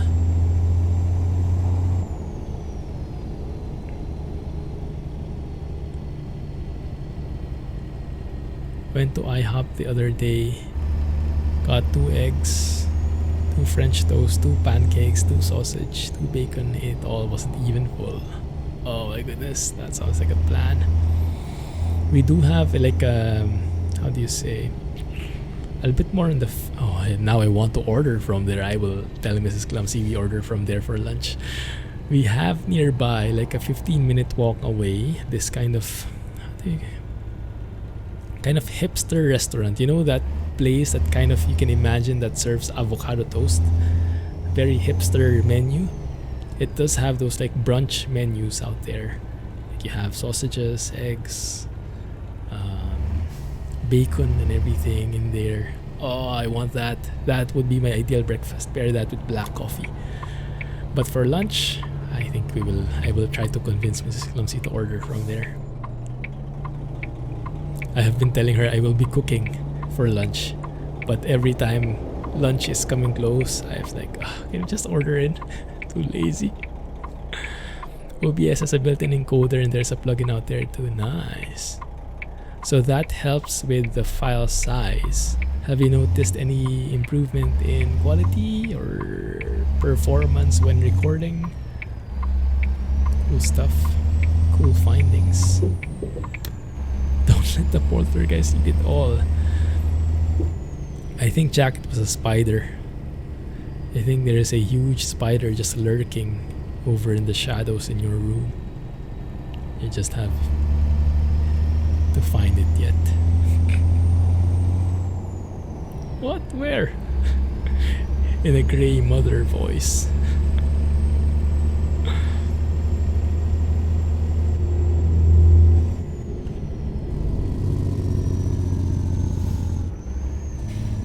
You're shopping for meatloaf ingredients later today.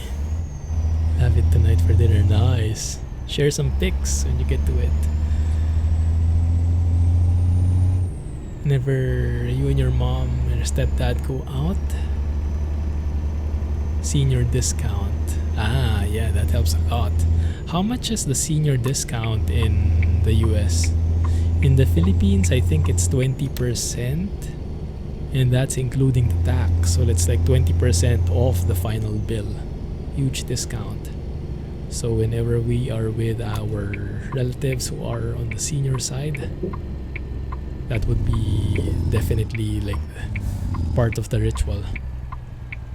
Before we do the paycheck dance, so on who gets to pay, there would first be the senior citizen card dance. They would bring out their cards and present it for the discount. You overclocked your GPU a bit just now. Watch the video just before you did it. Good luck, man. Let us know how it goes. There is no set discount. It's not mandated by the government. I thought, imagine there would be like a law for it, because in the Philippines there is. You have to discount at this rate, so you cannot like escape from it. Establishments are required to give discount. Performance is awesome too. Nice.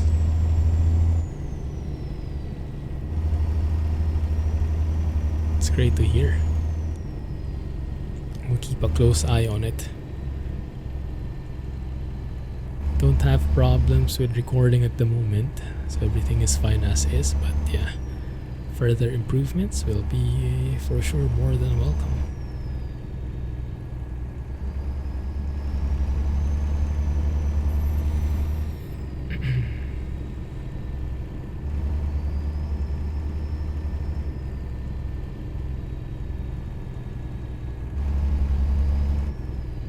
Yeah, it does look more urban here in this side. At least you don't have to go through all those dirt roads and hear all that dirt building up on the tires.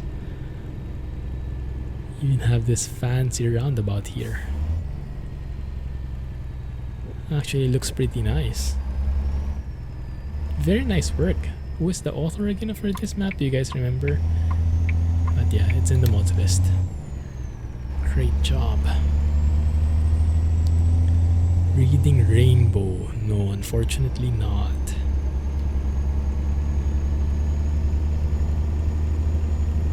What are you guys watching at the moment? Any new YouTube channels you found? Any new series on Netflix or other streaming sites? I'm still enjoying so much Martin Pauly's YouTube channel for aviation stuff. Although YouTube seems to be very confused with me nowadays. It doesn't even know what to recommend anymore. It's a mixture of everything, from hardware stuff like J2Sense, Gamers Nexus, and all the other prominent YouTubers, to aviation stuff like Martin Pauly, Steve Okinivo, Premier One Driver, Aviation 101, to and even some Korean stuff, because when we're looking for K-dramas to watch, so there will be like K-drama suggestions. Oh my goodness, and like YouTube is like, what do you want to watch? Just tell me. So whenever I go to my feed, it's like everything is in there. It's like, oh, this is so confusing. But somehow I still find a way to watch something, so that's okay. And yeah, YouTube Premium is helping a lot. Removing all those ads, being able to play stuff in the background on my phone, able to turn off my screen for those like podcast, the talking head videos, helps a lot, so I can do other stuff at the same time. And then I get YouTube Music on top of it. You Nikki 1992, the author of this one, the mod author. Okay, thanks Alex. Still haven't heard of it, Tom. Unfortunately. The others here might have though. Why are you asking?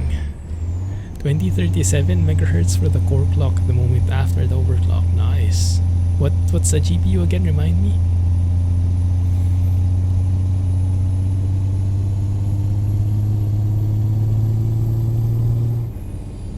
Next, only one episode out. Pretty sci-fi thingy. Ooh, is that Netflix? Yeah, we've watched that. I think there are two seasons of that already, right? Season 1 we really liked. It was a bit freaky.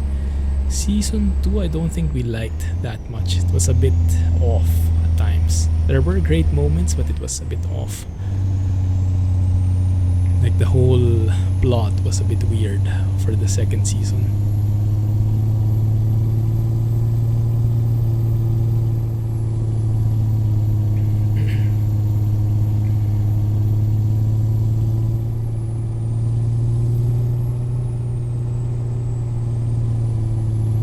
What's the plot on the next thing?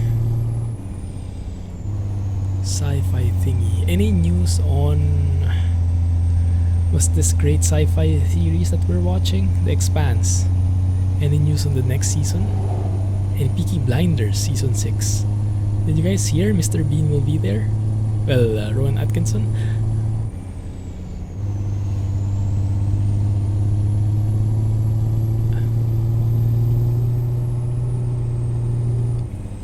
Expanse, no. What do you mean? Did it get cut or something? Oh, this is heavy. Still waiting for news, okay. That's okay. As long as it didn't get cut yet.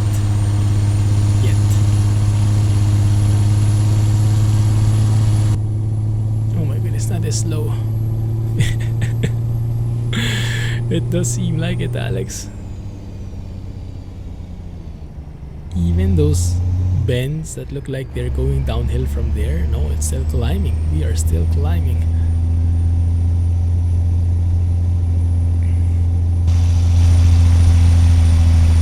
It's unfortunate that textures on the far end are a bit low res. It would have made a nice picture otherwise. Nice screenshot.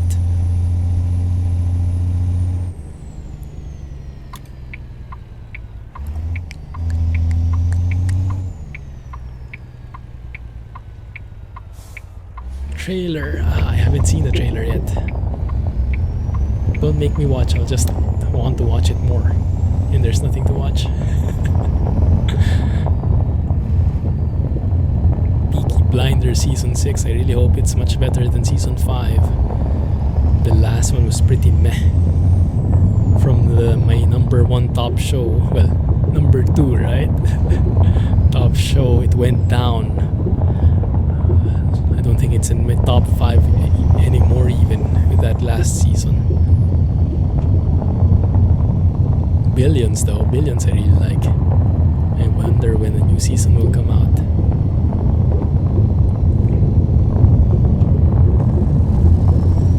Oh crap.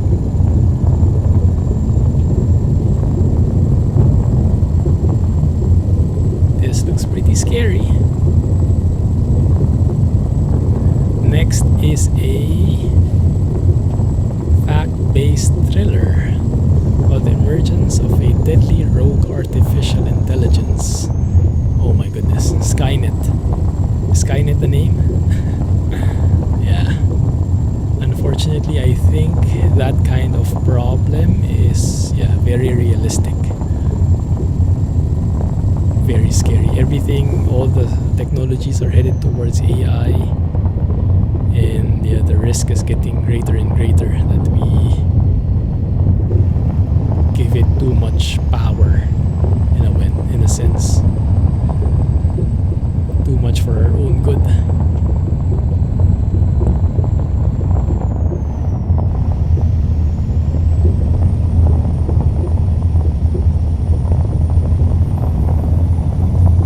The new season premieres with 3 full episodes on December 16.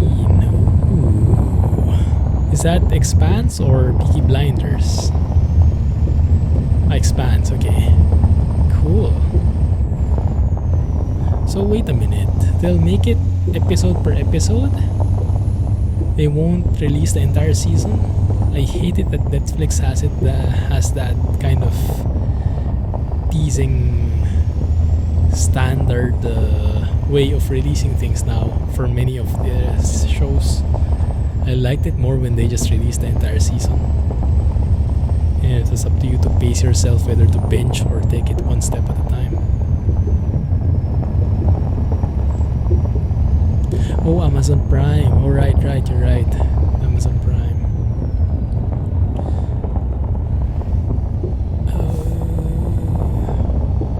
Are we going through here? Okay, that's fine.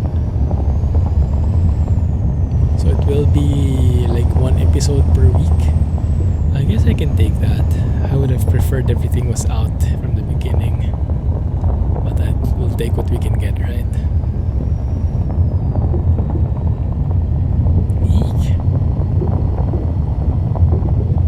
Very nicely done, this area.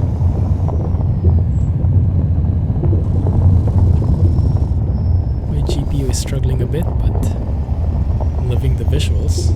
It's very realistic. When season 5 drops, fans will only be able to watch the first 3 episodes.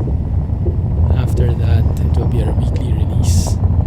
What I hate about Amazon Prime, and some of you guys in the first world countries might not experience this, we have a lot of country limitations here in Singapore at least. Like, I hate it because there are times even that the show is there, but some specific episodes get cut off for some reason, whatever. Like, this episode is not available in your country. So there has been a case where I'm watching a series, like I'm at episode 10, and then suddenly it's like episode 12 already. Why episode 12 verse 11? And then if you look at the list, it would say episode 11 is not available in your country. Like, what? How do you expect me to watch with a hole in the middle there, a gap?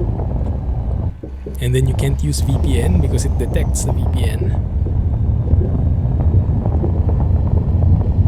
And in some cases, like, there was one show I wanted to watch, but season 1 and 2 were not available here, only season 3 was. So you like start in the middle? No thanks. Look for another show. Yeah, the VPN was getting detected from when I tried it. It was too smart. It's not like Netflix where you can trick it. Let's take a photo here. Thanks, Alex. But yeah, that's my number one gripe with Amazon Prime.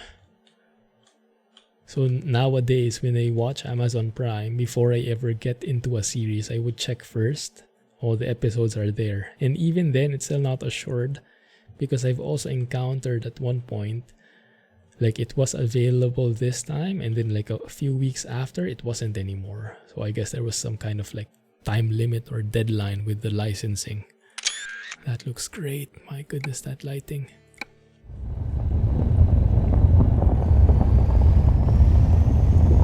So I'm not sure why. Is it like censorship or copyright issues?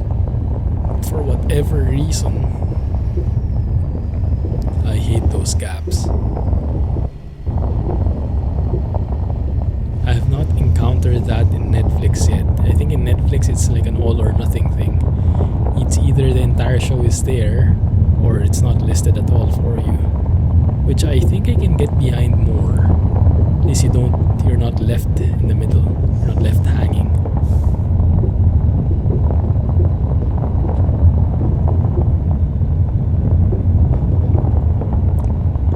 Wait, what? Only episode 3? Yeah, something like that. Like, imagine the frustration. Or what's even worse is the one I mentioned. You go episode 1, for example, you're left with a cliffhanger, and then the next episode, which plays automatically, is episode 3, but you wouldn't know because you would expect episode 2 would play next.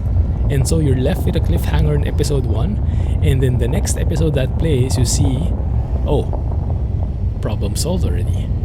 No more cliffhanger. No more problem. It's like, what happened in the middle? Yeah, and then when you check it, it's episode 2 is not available in my country. Hate it. Next is on Fox, I see. I can tell you what happens. Yeah, you'll have to be very detailed at it. Using 3 zip lines. Using a zip line without a zip line. The line without the zip. How do you say it? Well, I can win that. You will do all the voices too. That works for me. My goodness, this is a very nice map, huh? Kind of gives you like that SnowRunner feel at times.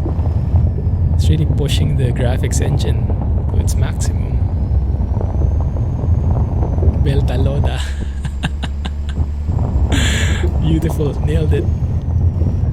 Nailed that Beltaloda accent. I'm amazed with the level of realism in that sci-fi series though. I never realized that. You know, that tendency for like the human body to adjust in a way. When the human body lives in space its entire life, that it won't be used to the gravity in a normal planet. Like, I would have never thought of that, but it makes perfect sense. And then the toll it takes on the body with the G-forces when you travel so fast that you would need to like do something else. Like what do they have? Like an injection or something to survive the G-forces? Like, that makes sense. Because like before, in other sci-fi series, like even Star Wars, right? Or Star Trek, like engage, make it so or something, and then make it boom, and then they're there, and they're still standing up, and nothing, no turbulence or whatever. So yeah, very nice perspective on things. Puts a realism spin, even though it's sci-fi. It's not magic. There's still science involved.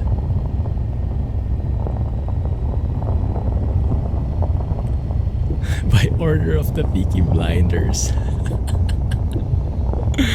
Oh my goodness. Oh, and after reading that sentence, the theme plays in my head.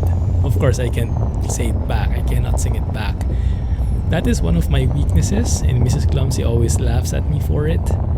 I have the tune in my head, but when I try to replicate it, it sounds so different, no one will be able to recognize.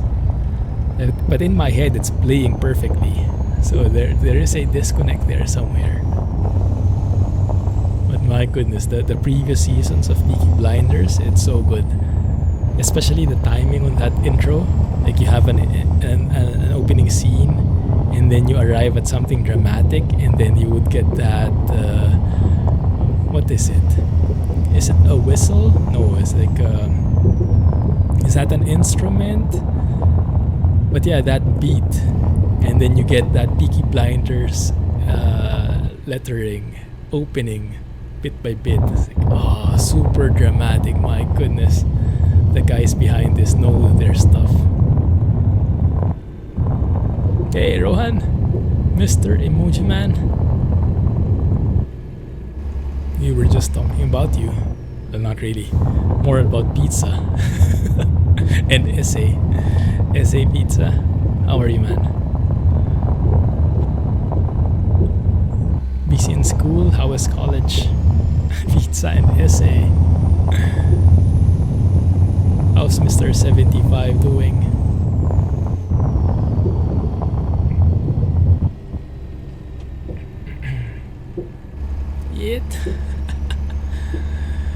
For the Flight Sim fans here, do you guys see the update? There will be an update. An update that there will be an update. They have to really revise that terminology. There should be like a announcement and there is the actual update. Right now it's so confusing. There will be an update next week. A patch next week.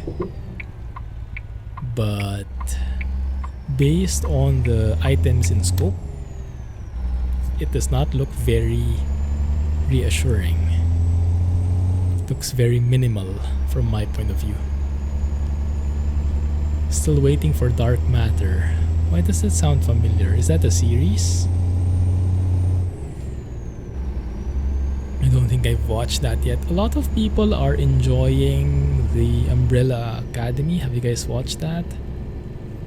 I think I tried it, like one episode, but it didn't continue. Maybe it builds up afterwards. No, this is beautiful. I think we are in SCS default territory now. Yeah, I think this is part of Washington DLC. I watched Dark Matter. I'm not so sure. Can you tell the plot so I can remember?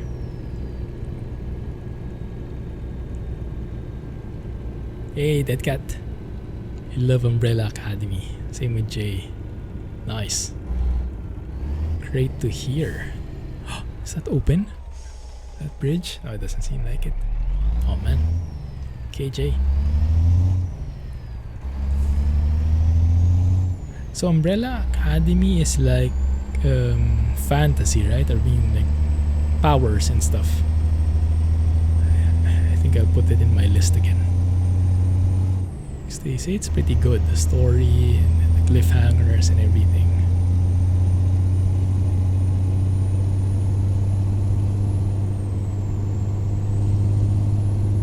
Yeah, probably didn't.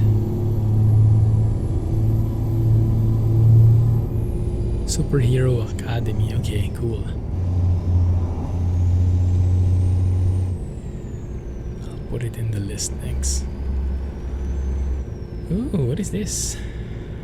Ew, scary bridge. Kind of remember this. Ooh, don't look down. Got goosebumps looking down.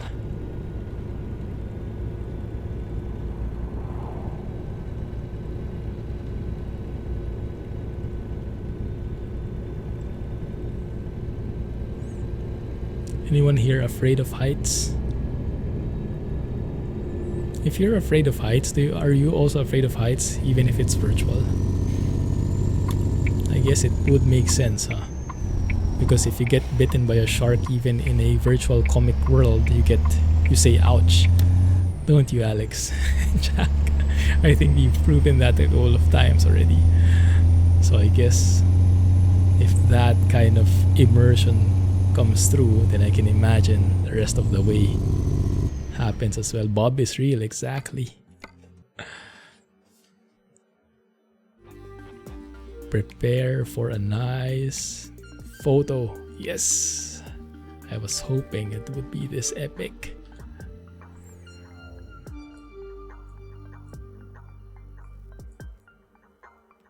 Oh, that is beautiful. So hard to pick an angle though. I think I'll pick it that way. That works for me. Not at all. Preference between ATS and ETS. It depends on the updates. I'm a bit fickle-minded there. I oftentimes get excited where the updates are. So when there's a new mod in ETS2 that I really like, I like ETS2. When there's a new map that releases for ATS, I like ATS. So you could say I'm a bit 50-50 on there. Gets to use so many mods. Yeah, nowadays they're getting pretty even with all the developments in ATS, and the sounds. The sounds in ATS are totally next level thanks to mods.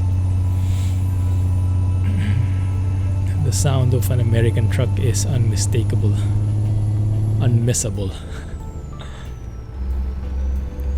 The real Bob is a bully in the tank. He chases everything else. What is the real Bob in the tank? What kind of fish is it?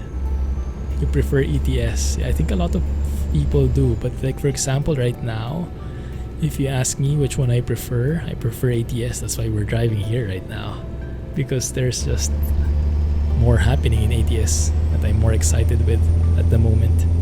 But that can easily do a 180 depending on what's coming out.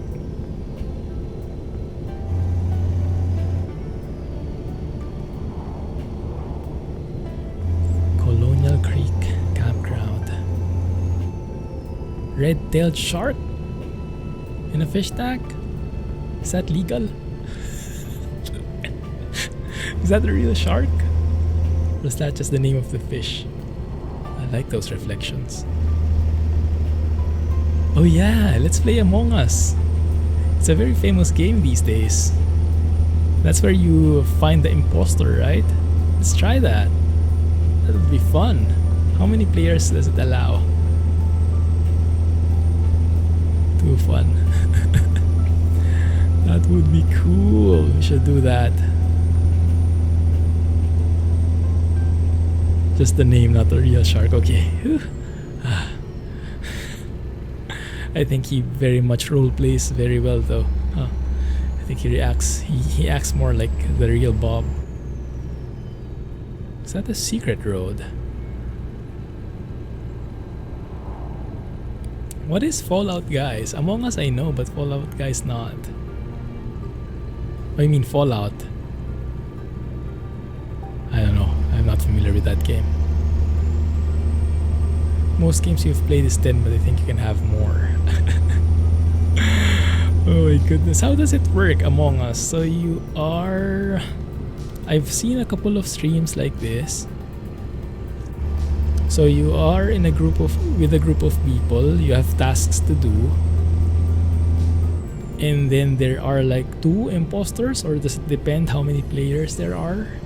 And these imposters' mission would be to kill off the rest of the team by not being caught. So when someone dies, when someone sees a body, there is this kind of voting mechanism. So the guys, the players would talk amongst each other, convince each other who the imposter is, and they would vote. If anyone gets voted by the majority, is it, or unanimously, they get kicked out of the what do you call it? The vent, the thing, the lock, get thrown out of space.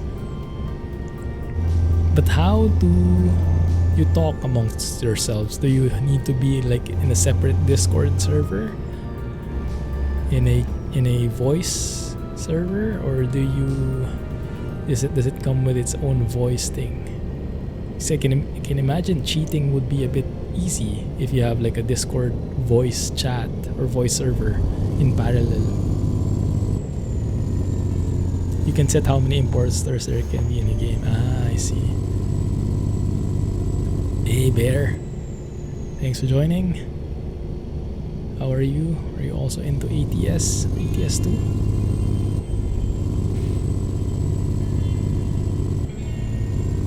Could you use the chat thingy, but Discord voice chat is better. Those who are killed by the imposter have to stay on mute and have to stay on mute while playing. Okay, so it's more of a don't cheat kind of thing. You can easily cheat, but don't. I see. Use push to talk. Okay. Fall Guys is funny with friends. You have Steam in a bit.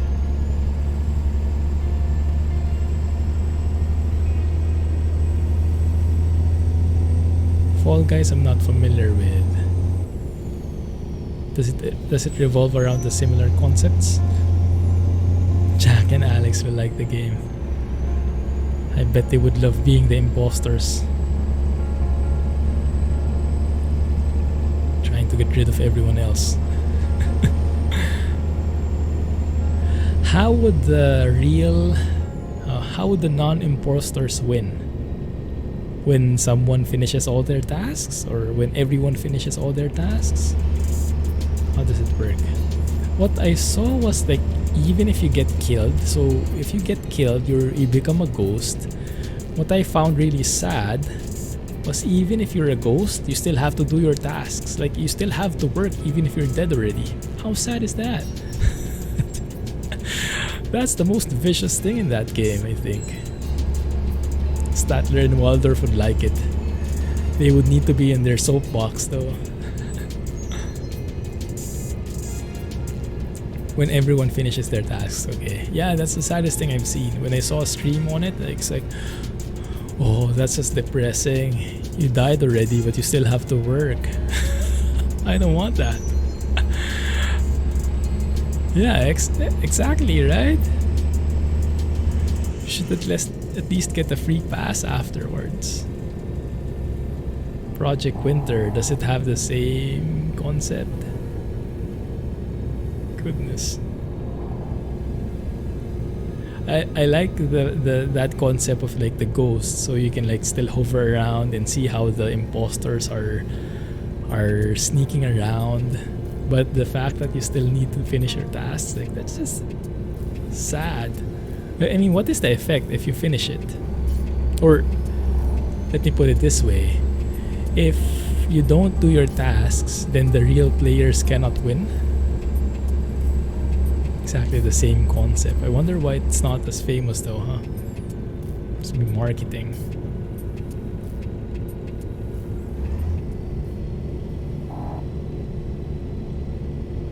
What do you think of the new track? New track where?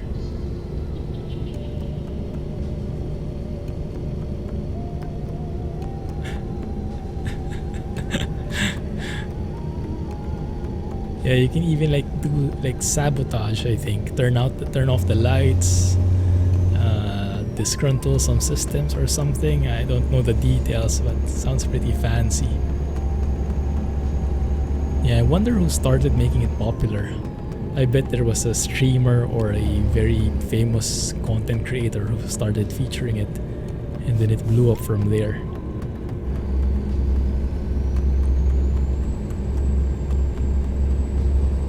More accessible.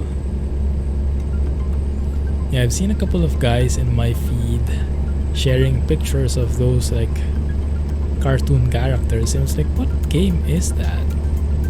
And I only recently discovered it was Among Us.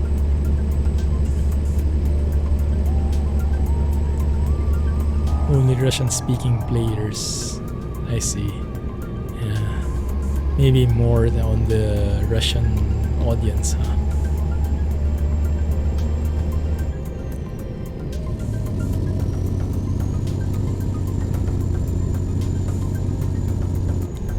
Play ATS 2 and ATS a lot.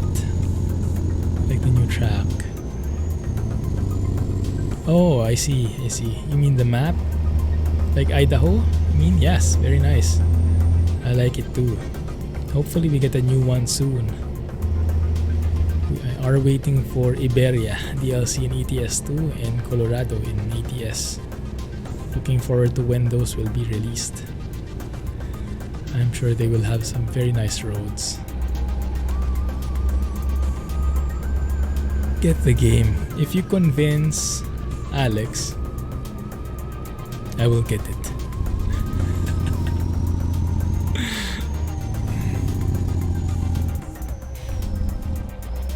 You might have to feed him pizza. Just saying. When do you think Iberia will be released? Soon, TM. I have no idea. They have not featured it as much, so I'm not sure. I don't think it's anytime near. Otherwise they would have featured more blog posts and everything about it. Why is it up to me? Because you're the hardest to convince. So if you say go, then everyone else will say go.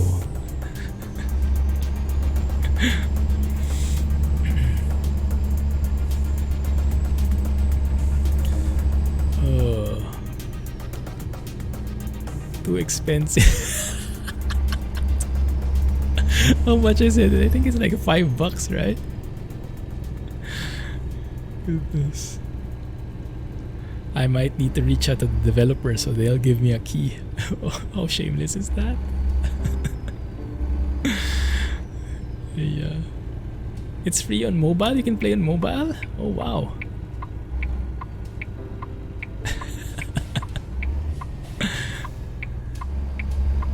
Didn't even know there was a mobile version.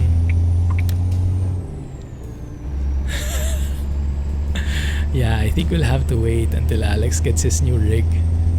He needs the 3080, the water cooled 3080 for that.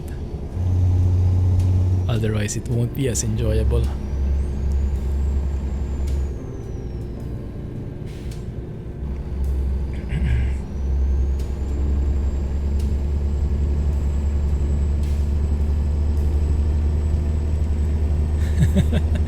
Yeah, free, sold. Or was that Rohan? Rohan, we were playing Raft a while ago. Did you play Raft before? I can't remember. Runs and hides.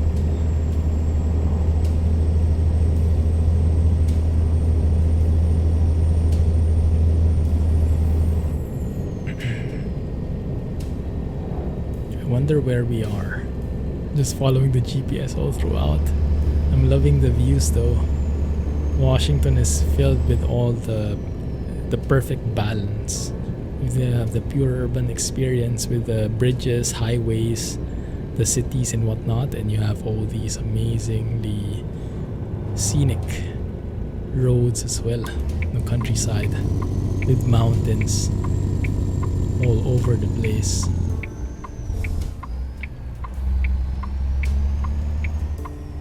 You were lurking.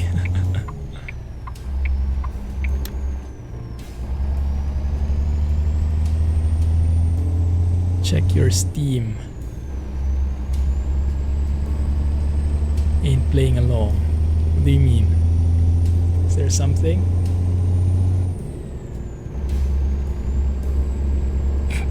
Oh no. For real?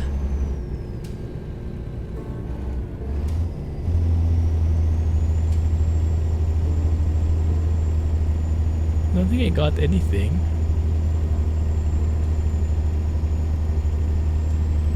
I think I got Mumbai bust.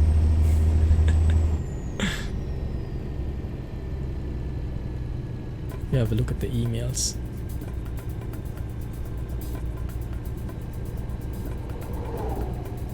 Crap! I did get gifted. Oh my goodness. Think, Alex. Think of an excuse. Hurry! Steam uninstalled itself. Thanks, Jack. My goodness.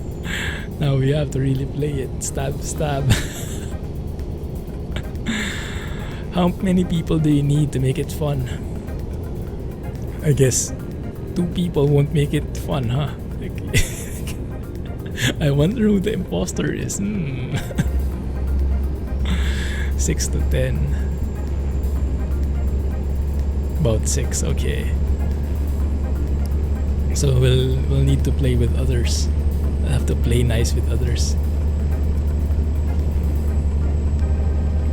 Crazy syrup guy, welcome to the stream. Trying to get sleep. Well, hopefully you can make this a bit of a lullaby. Let's turn off the music.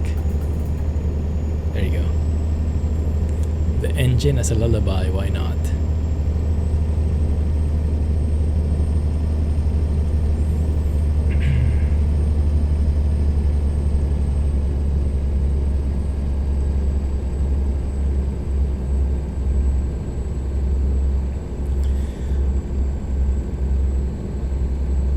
Wondering about something,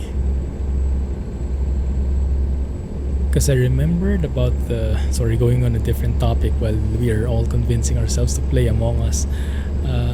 So I'm looking at the engine temperature. Does anyone know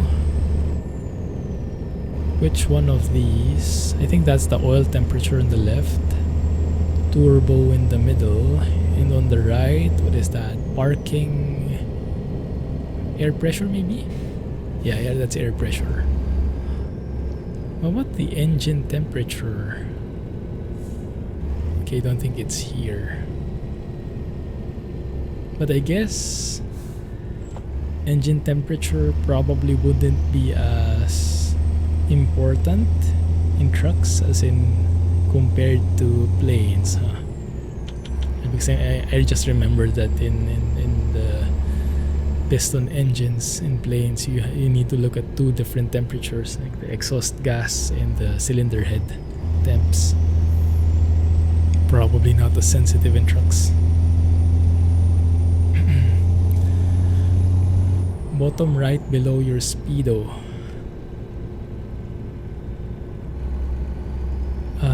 That is the air pressure.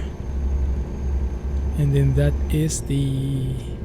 It says water, but it is temperature. Water temperature?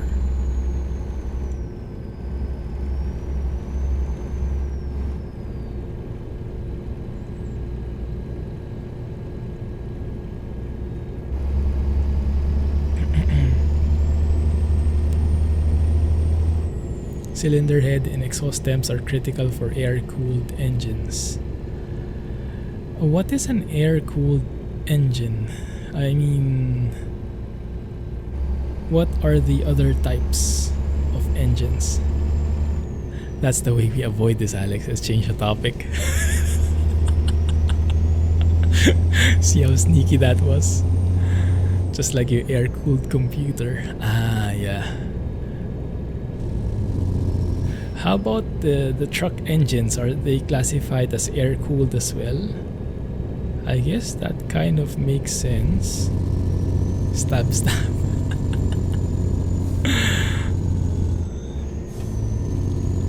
Have a good night, Bear. Sure thing, man. Thanks for dropping by. Have a great weekend.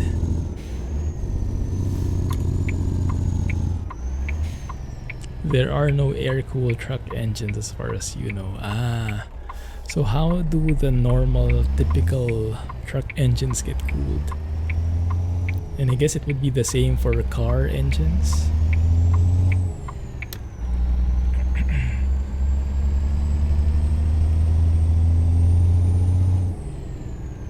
Water cooled.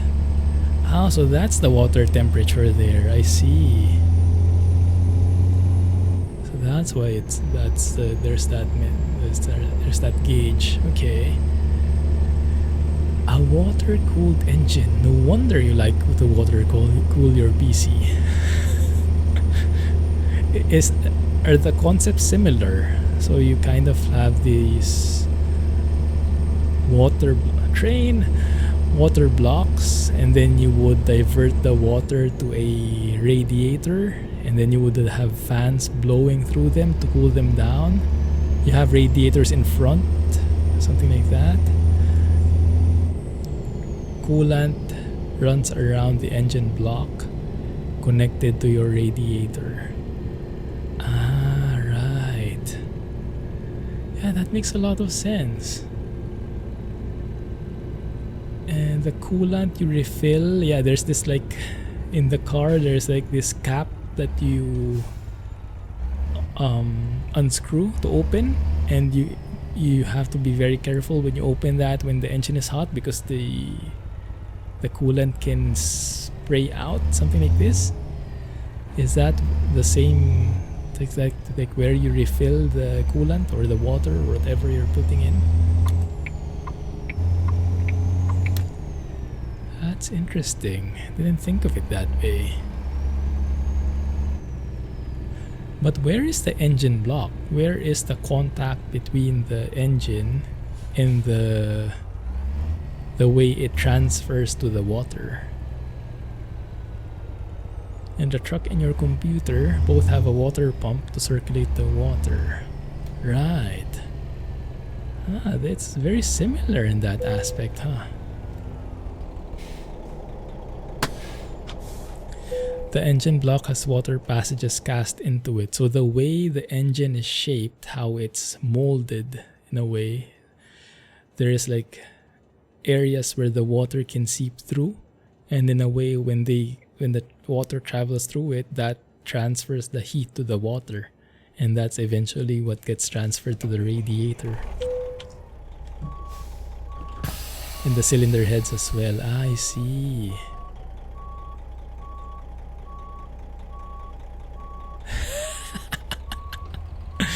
Very good technique, right?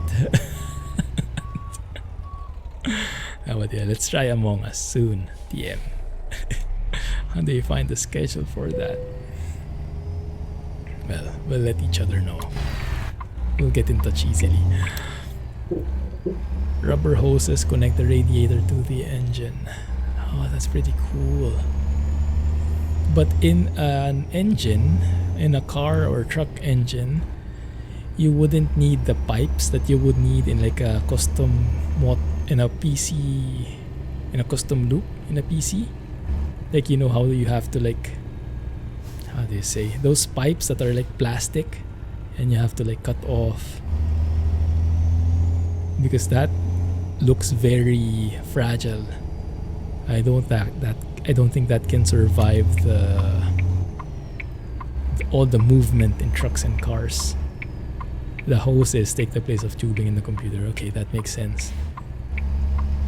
And then I wonder, why wouldn't you use hoses in computers as well, if that works anyway? But I guess, well, I guess in a computer you would need some kind of frame, so you can actually make the tubes, the hoses hard surfaced. You need that flexible connection. You can use hoses in a computer also. Heat resistant rubber tubing. Yeah, because it has to be able to withstand the water temperature. Oh, the water temps got cooled down. I think they cooled down.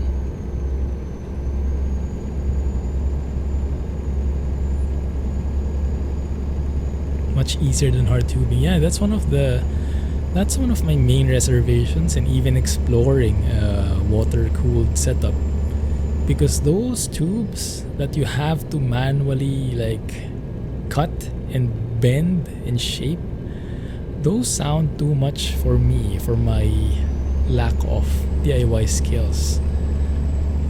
So like that alone, seeing that aspect was required, was like, oh no, hands off, no can do. Custom cooling for me, no bueno.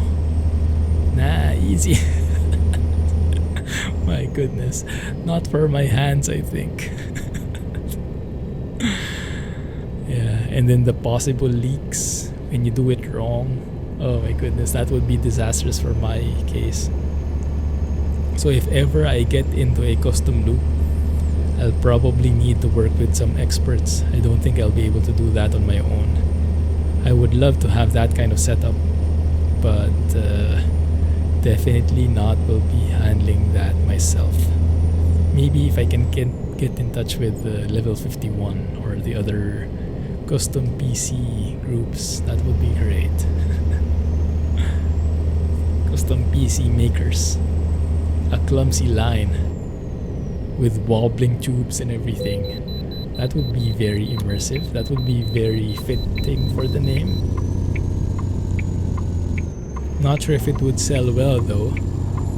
Get your very own clumsy PC. Doesn't sound too good. Actually, I've gotten a lot of people as I start to interact with the different media relations from other companies. Oftentimes they would hesitate calling me because they would feel like they're insulting me by calling my name. Like they would often ask, is it okay to call you Clumsy? Yes, for sure. So they would oftentimes call me like in a generic manner, hey or hello. And then when I would put that on my signature, that's when they would use it. There are many instructional vids on YouTube on PETG tubing. What is a PETG tubing?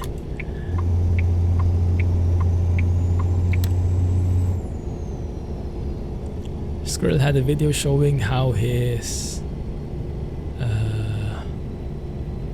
water-cooled computer got made. Oh yeah, I watched that. Very nice. 2080 Ti days. That was super cool looking. Yeah, he had some pros to it. I think if ever I go towards the water cooling solution, I would have to do that too. No DIY skills at all. I can barely hit a nail with the hammer. Ah, it's the material the clear tubing is made of. I see.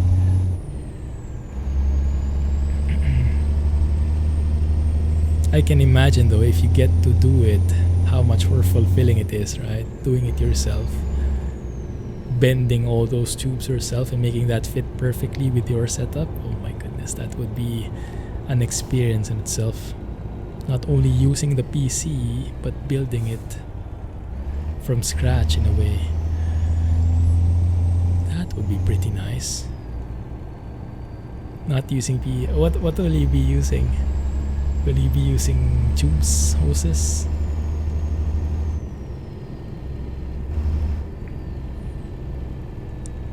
stainless steel.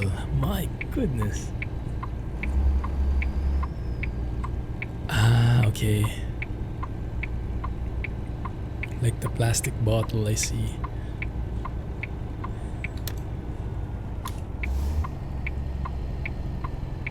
How do you mold and cut stainless steel? Like if you need to bend it, what kind of implements would you need? Oh, very nice signage here. Is it go for us? I think so.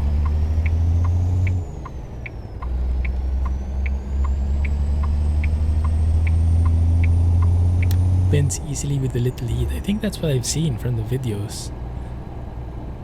Specific tubing bender. Nice. That sounds pretty fancy. You have to document that somewhat, Alex, when you start doing it.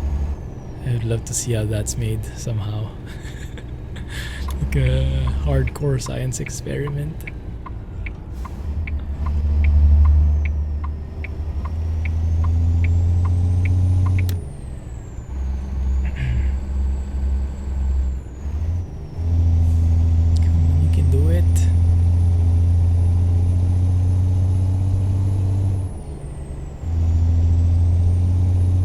Beautiful. Have we even reached Idaho yet?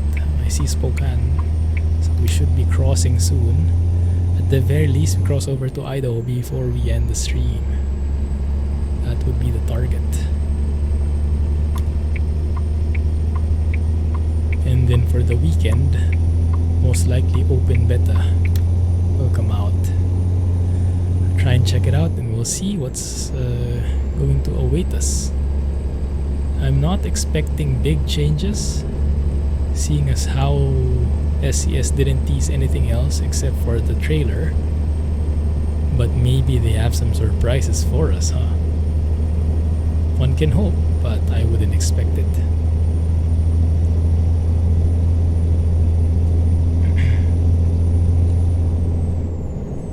I'm still wishing it though. Deep inside, I'm hoping for some, there you go, Idaho, some massive work that's taking place in the background and that's getting ready to ship out with 1.39. If SCS was doing that, oh my goodness, that would be amazing.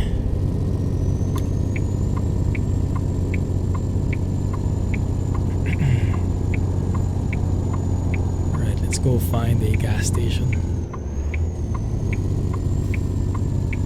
The stream there.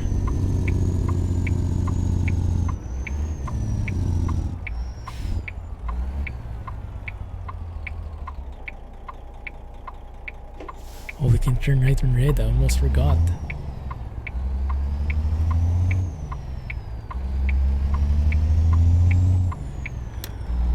Oh, this is the one that, who was that saying?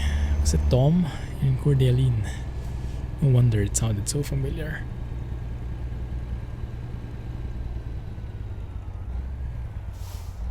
It's very cozy here.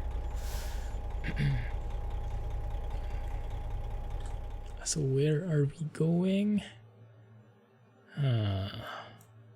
Nothing on the way except that one. Yeah, let's put that as the endpoint for this stream. No.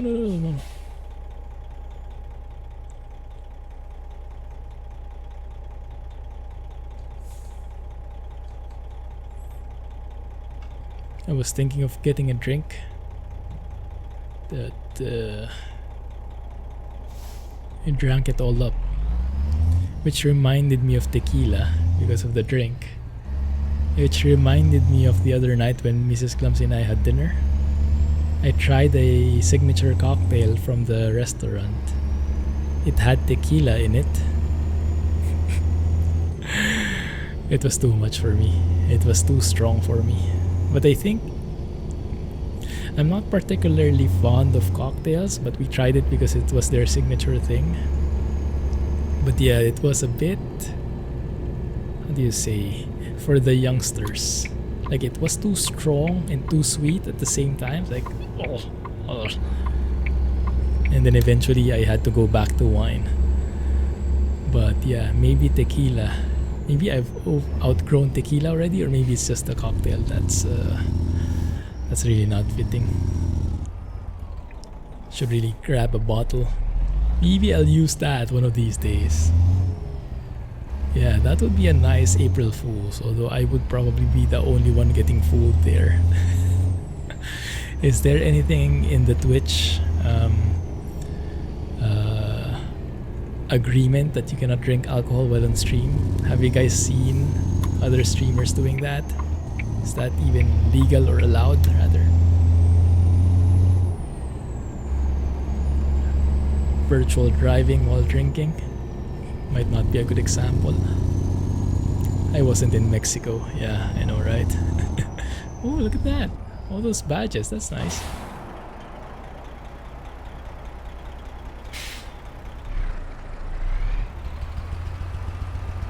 The city by the lake.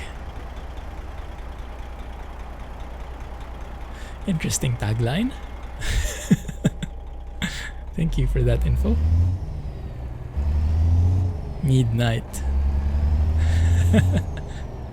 I don't think I've ever tried mead myself. You can drink in moderation. Okay, that's good to hear. We'll do that one of these days. When you see me wince when I take a drink, you know that it's happening.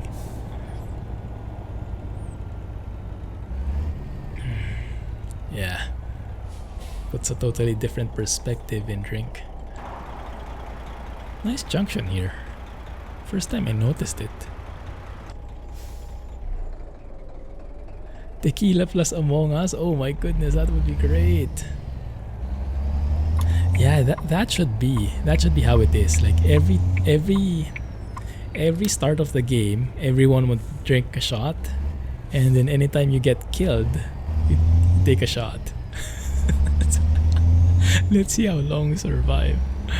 My goodness, nothing for Rohan though. For Rohan, you'll have pineapple juice for now.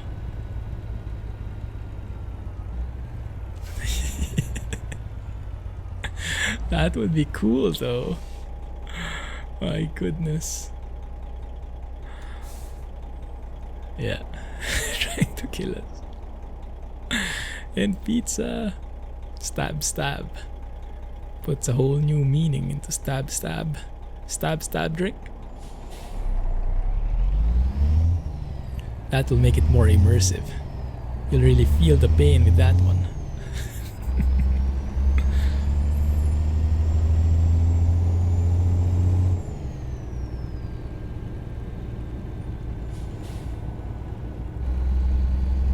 Good.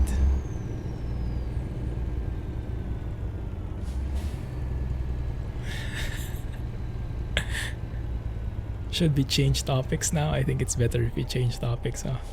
Let's get back to the engine topic. Goodness.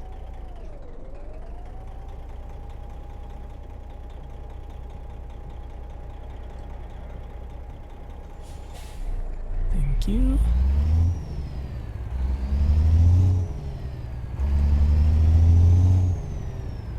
Yeah, it's all Jack's fault.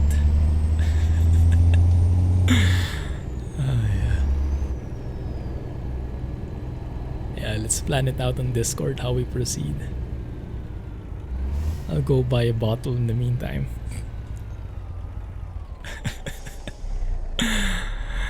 We have evidence. Steam says so.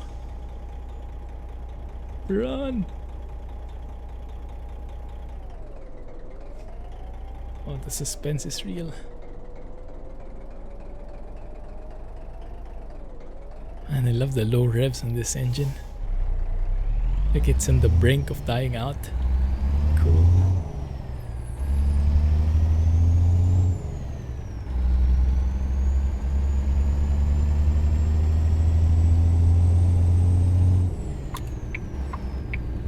And I have a feeling if we ever play like that, we probably cannot stream. Or at least make it a mature stream, because I think words will fly. Words will come out of nowhere. I think we will be able to start inventing some new words along the way. Probably not on the pleasant side.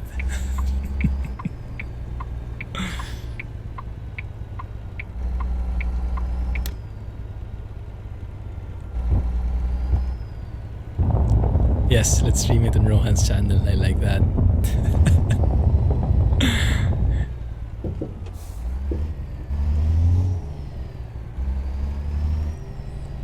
Good. Alright guys, let us leave it there for now. Thanks for the amazing company. Had an amazing time, had a wonderful time planning and learning about engines and avoiding the topic. Thanks for the stream. Thanks for the company. Catch you guys on Discord, or if not, catch you next week. Oh!